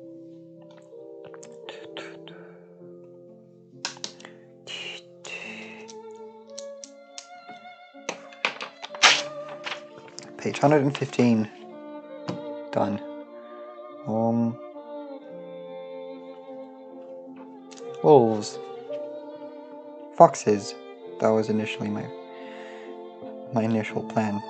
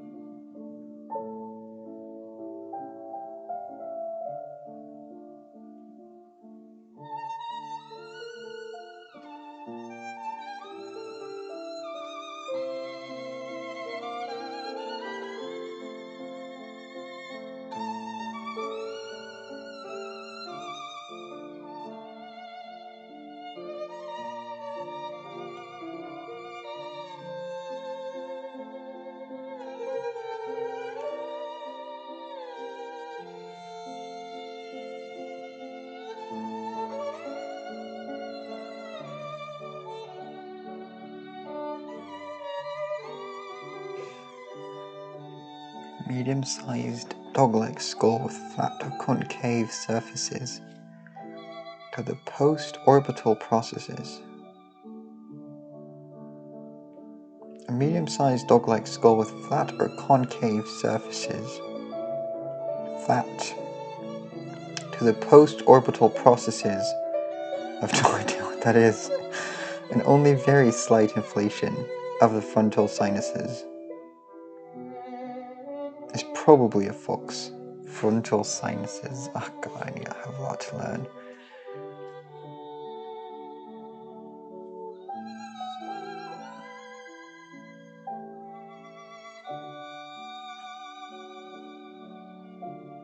Skull morphology, that's interesting. Cool. I mean, this is the stuff that you should know as an artist as well, like morphing things and... Isn't that planes? It is. You can see the shapes in there. It's pretty cool.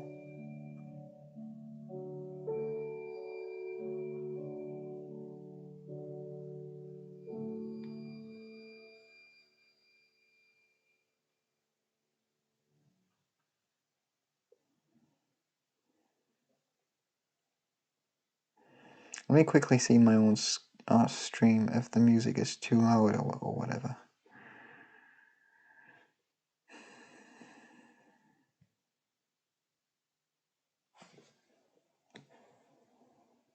See the shapes in there. It's pretty cool. Isn't that planes? It is. You can see the shapes in there. It's pretty cool.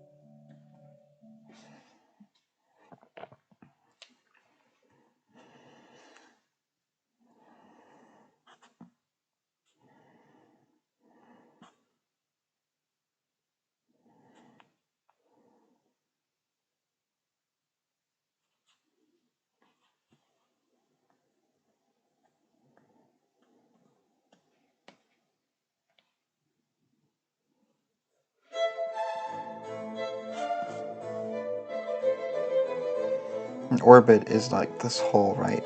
Parietal. Mandible, I've learned that in human skulls already. Nasal canines.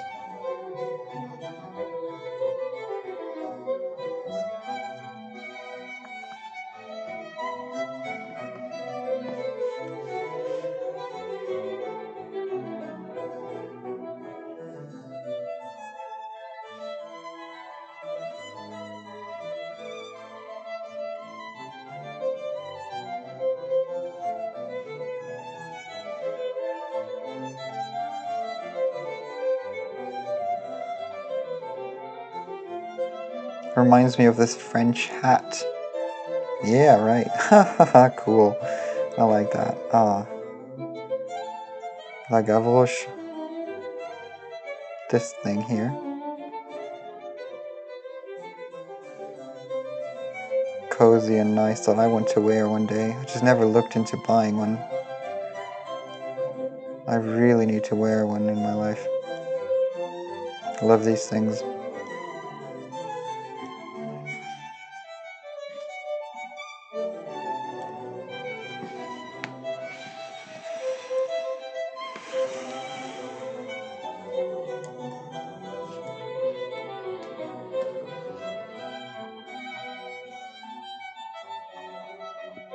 Okay. And then, you know,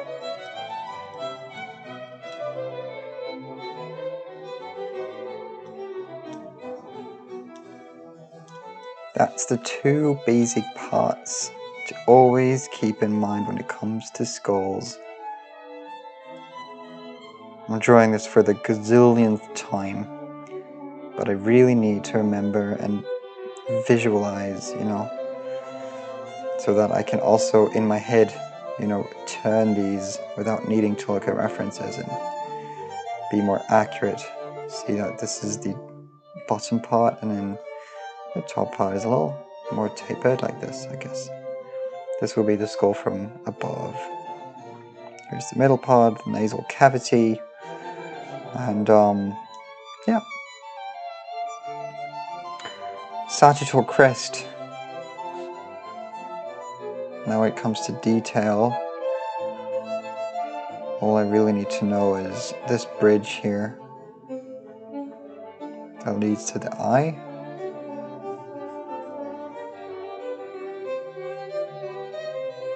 That's about it, and then of course the teeth. But those set apart, it's about fine.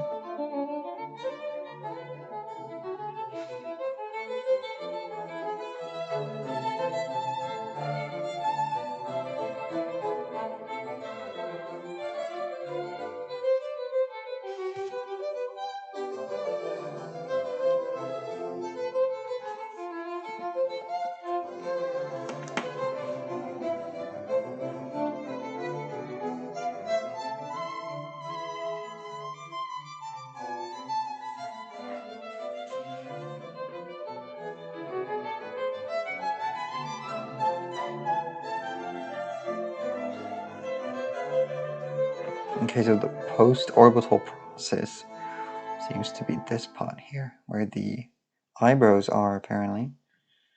Parietal is in the back.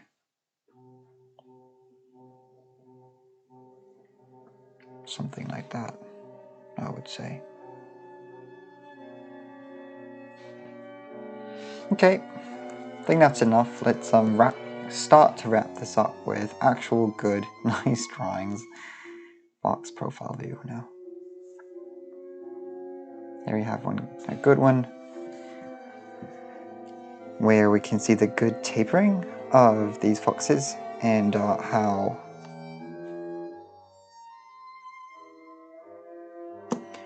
can I just before that X-ray? Do I like X-ray pictures would be great if I can somehow see beneath the skin.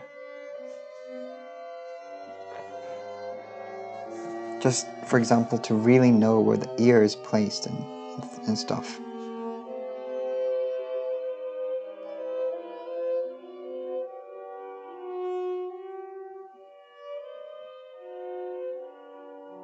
Yeah, looks like that one's a fox. Cool. Want this picture, man. Give me that picture. I'm after that picture. Oh wow, this is really cool. Yeah, here is that skull we've seen. Exactly like that. But is that really a fox? Are you sure? Because the neck is so long. Red fox photographs. This is weird. Since when do foxes have such a long neck? Does it just appear that way because we do not see the fur, right? Probably.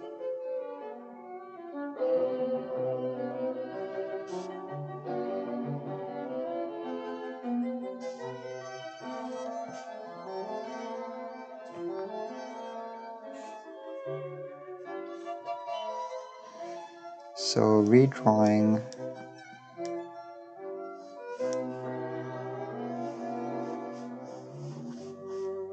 this part here. Then we have these two significant teeth. And we have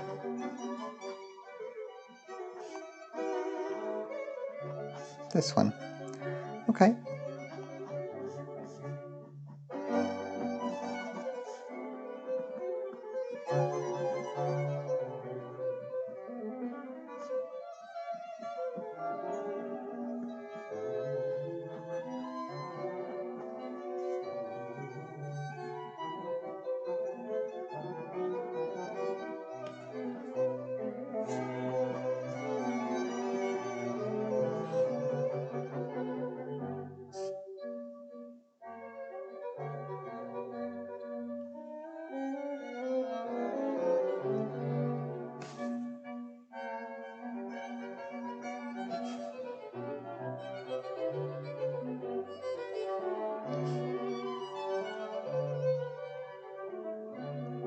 My Twitter images and my downloads. Okay, now I can compare.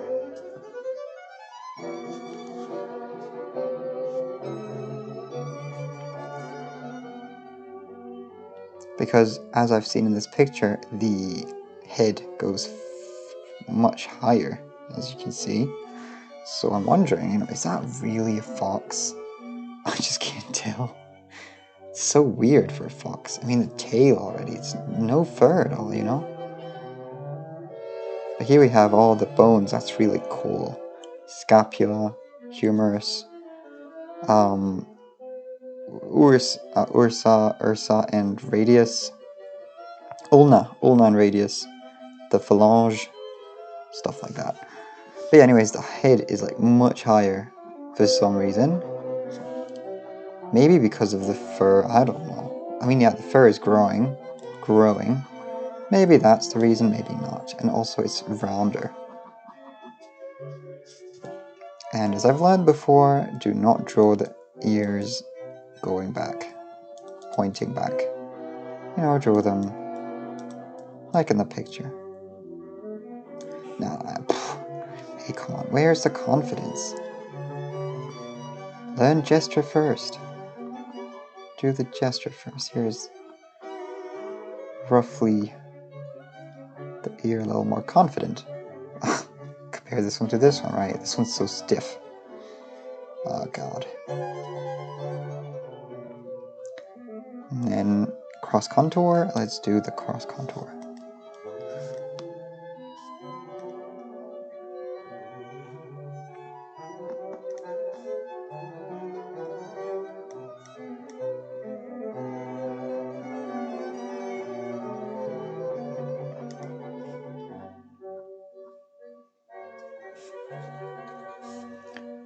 We have the side bone, whatever it was called, cheekbone. Lots of fur going down.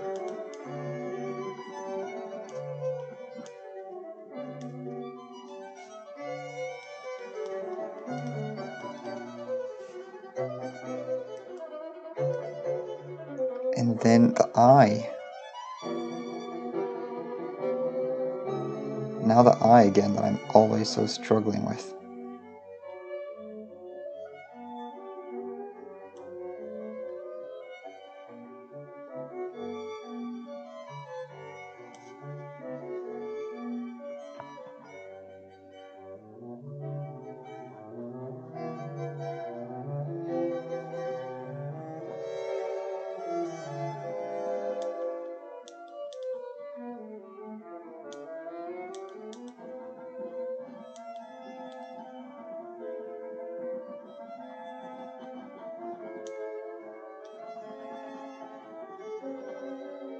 Hey, the camera's out of focus. Oh god. No way, why did you do that?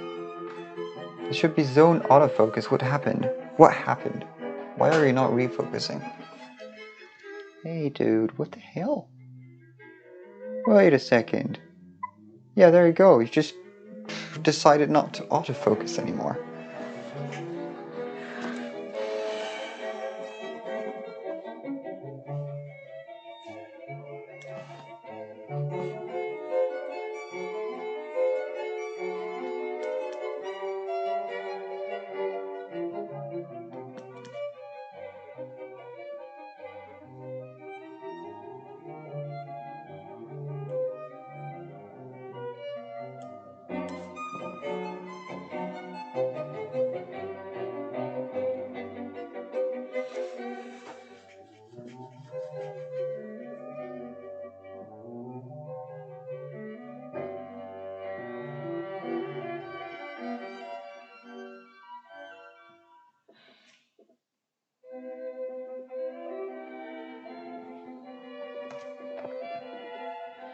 So the plane is this way.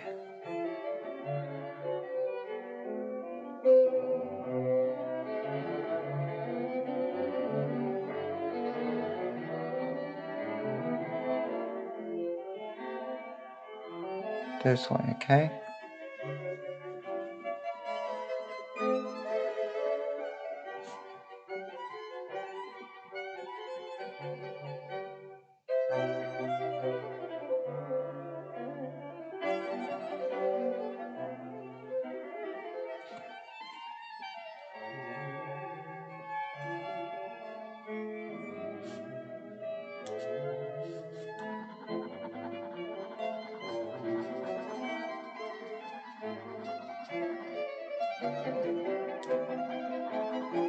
It can't get any rougher, I know, but that's my style of sketching and studying with just a ballpoint pen. Only just fucking do it for learning and not aesthetics, you know. That's something entirely different. This is just ugly jotting down, and it's very good that way. It's very fine that way, you know.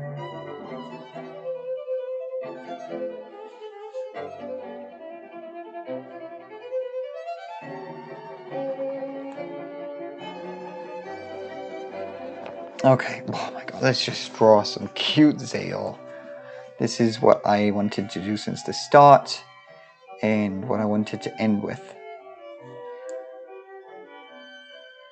OneNote crashed, of course. Okay, projects. Animated web shows, Tales of Zale. All the stuff. Lots of art books that for the Patreon, is something I can only recommend. The Bible contains all the stuff for the show. Like all the ideas and episodes and supposed missions and stuff like that.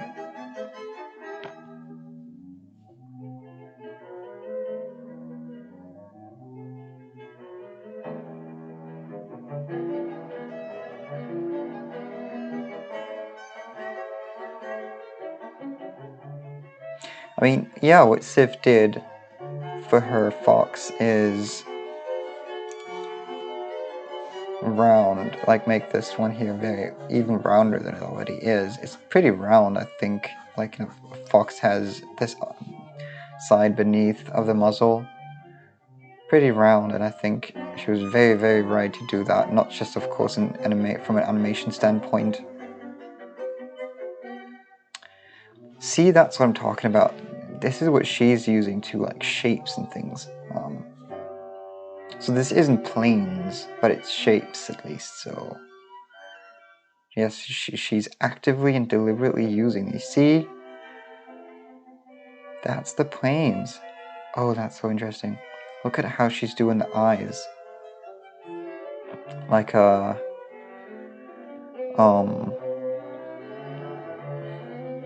only have the French word in mind right now. Like glasses. Here we go. Man, I need to update my art catalog. This is all the old art yet from Zale. From when I first discovered it in, I think, 2017 or something. And the date, yeah, 2018. 24th of September, so it's pretty exactly three years ago that I discovered Zale. Or at least I created this page to collect the photos, the drawings, which isn't much later. Let's draw this Zale here just to kind of understand her process of simplification and structuralization and all that, especially of the face now. So like she does it sort of this way. The top part is kind of cut off, okay, and then you have this you have this part here where the eyes go into, and then as soon as that's done, we have the muzzle jutting out. Like this. Only here, not here. Can you actually see what I'm drawing? I have the feeling that my hand is most of the times covering it. I'm never paying attention to that. So my first live stream, I'm going to have to watch it back, you know, once I'm done with it, and learn from how, if the camera's, if this is fine, you know, if you can see what I'm actually doing.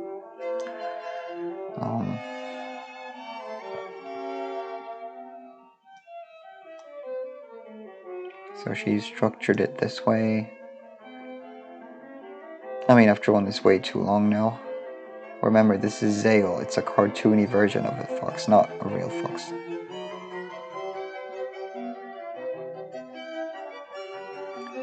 And then she uses the circle that we just did to determine all the rest. So this is the chin. The hair goes out this way. Side hair.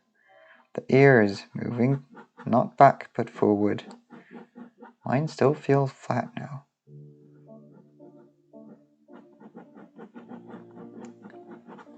Why does mine feel flat? I think it's this space here that is not... I mean, yeah, I think an error I just did was something I learned from Proco. The contours in the end, the round ones, are not dramatic enough. They have to go like this, and you really need to always remind you hear this thing. Remind yourself of that. Although I have no idea how to apply that lesson right now to Zale.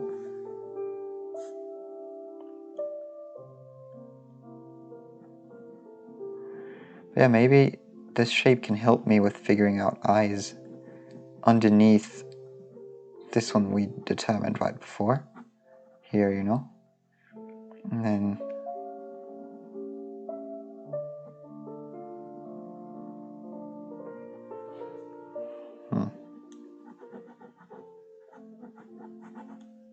Oh god. Fuck me.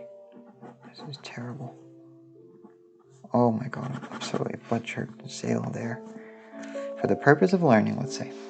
Oh my god, it looks even worse on the live stream. One of those drawings I really wish I could erase if I could, but I can't. So I have to do with it, you know. There is no way I can't.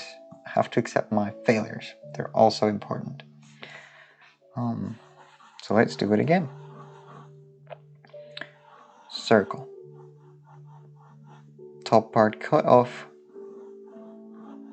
This part here. And then let's try and use it without reference now. So I remind myself of what happened. The eyes. Let's do not forget the circle shape this time, okay? Right? Okay. And the eyes are inside this, sort of these glasses.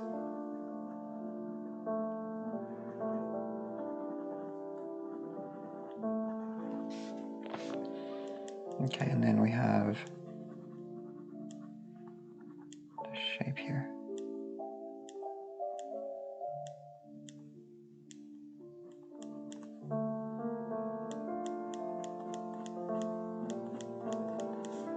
Shoot, I now already forgot about the circle and how I've passed it. Great. So this needs to be much bigger.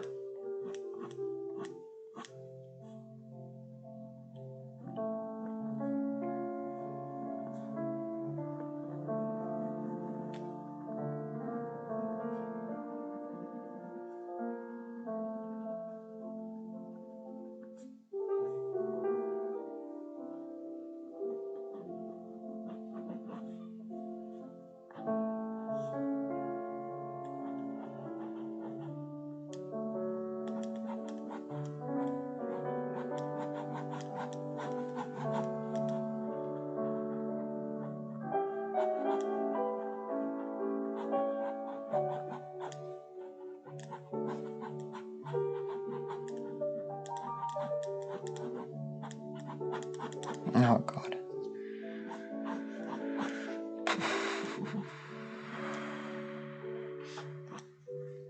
How did you do the mouth?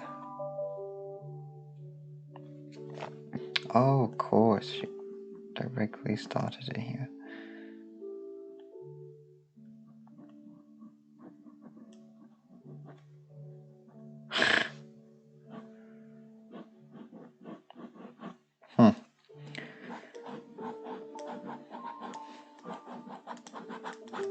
I'm only understanding 30% of her structuralization.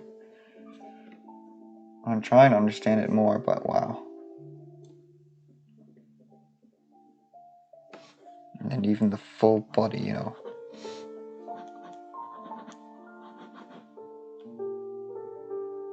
It's a cylinder, right there. And the body itself is basically a rectangle.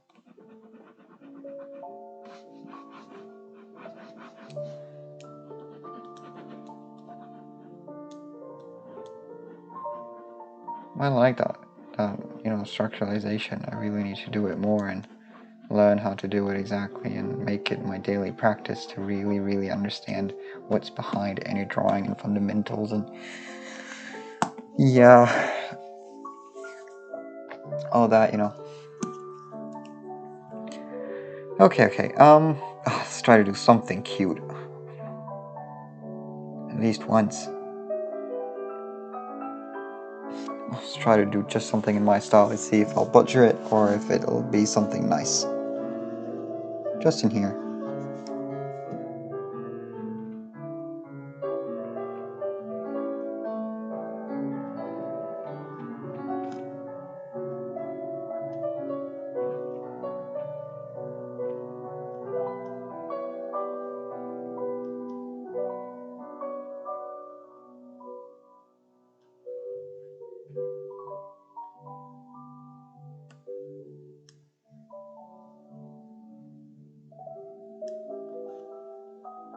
This is just such a standard, boring face again. I'm frustrated. Whenever I let myself do just something out of my head, it always amounts to just that.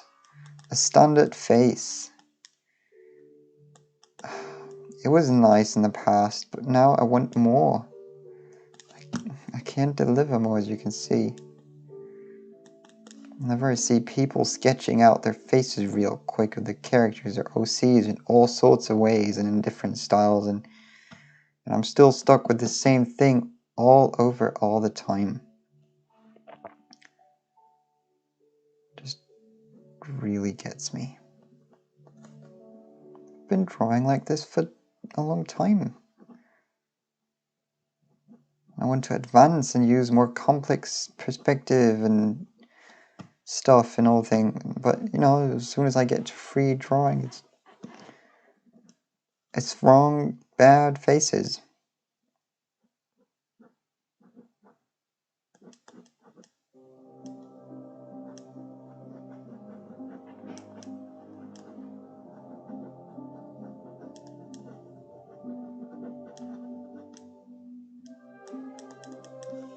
I fucking hate that. Oh my god.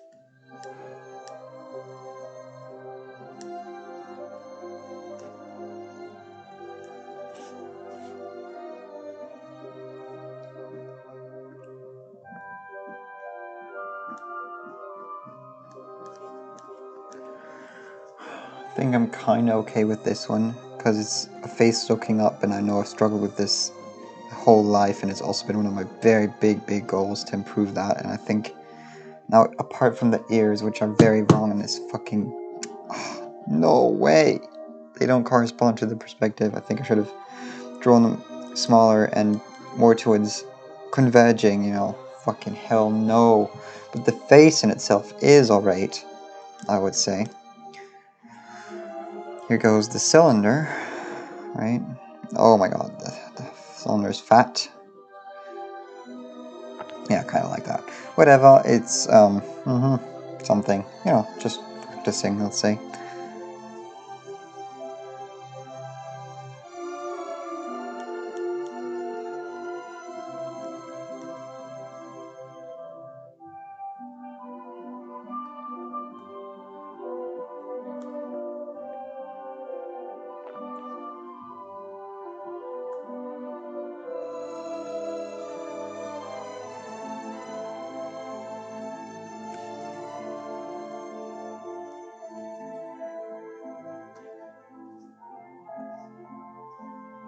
Flat looking.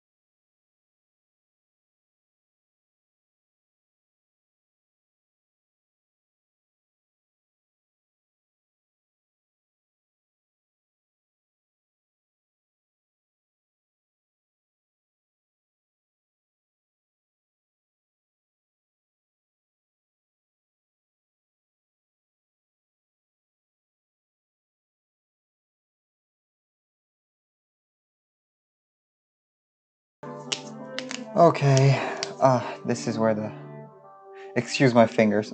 I'm sorry when I do that, and it might disturb people.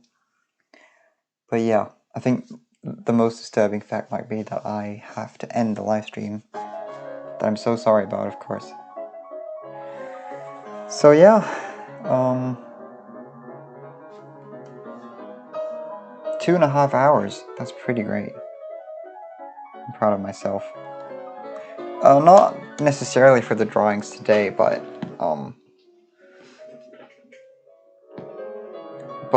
for the whole... I'm tired, as you might see. But yeah, I mean, I guess for a bonus, I could... Or no, I can't really. I can't move the camera, but yeah, anyways.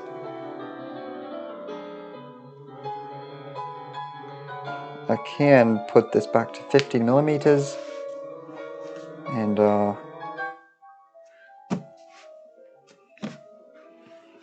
how does drawing look like with the 50 millimeters? Maybe it's better to have this very wide view. Let's draw a quick introvert.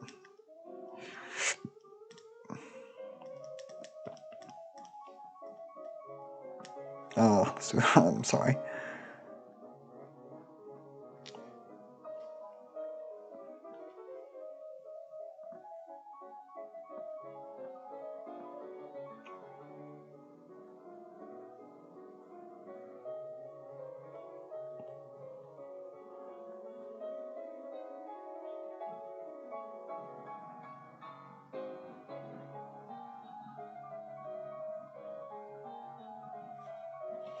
Okay.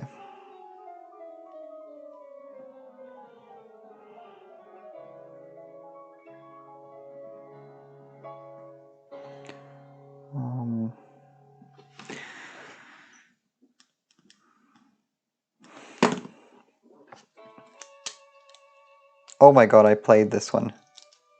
Did I? No, not this one.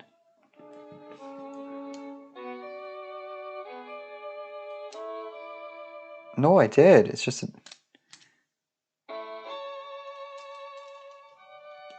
a different key.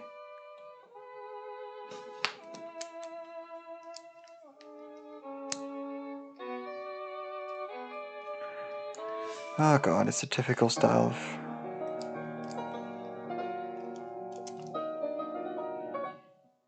Yeah, anyways, okay. Yeah, so much for the first stream ever, and it was great. It was in itself, the stream in itself, apart from the drawings, were great. This is all we've done. Not much if you think about it. It doesn't look like much, but it was a lot. And I'm definitely gonna redo that. And yeah, probably set up a plan, come up with a plan to stream probably from like 9:30 p.m. to 11 p.m. At least. Maybe not daily, but 3-4 times a week at least. Gonna see around about the weekdays. Tomorrow is it's gonna be Monday, and I have to be in university at 12. So yeah, I would like to continue if I could, but I need to go to bed. It's 2 a.m. in the morning. Or what is it? Yeah, 2 and a quarter, whatever. And quarter past 2. And yeah, we're definitely gonna do that again, okay? I had a lot of fun, and I'm happy I did this, and hopefully it's gonna motivate me to do more. And maybe even have people actually watching. But that is only just something on the side. If anyone is watching this in hindsight, then I also thank you a whole lot. And hope to see you guys again sometime very soon.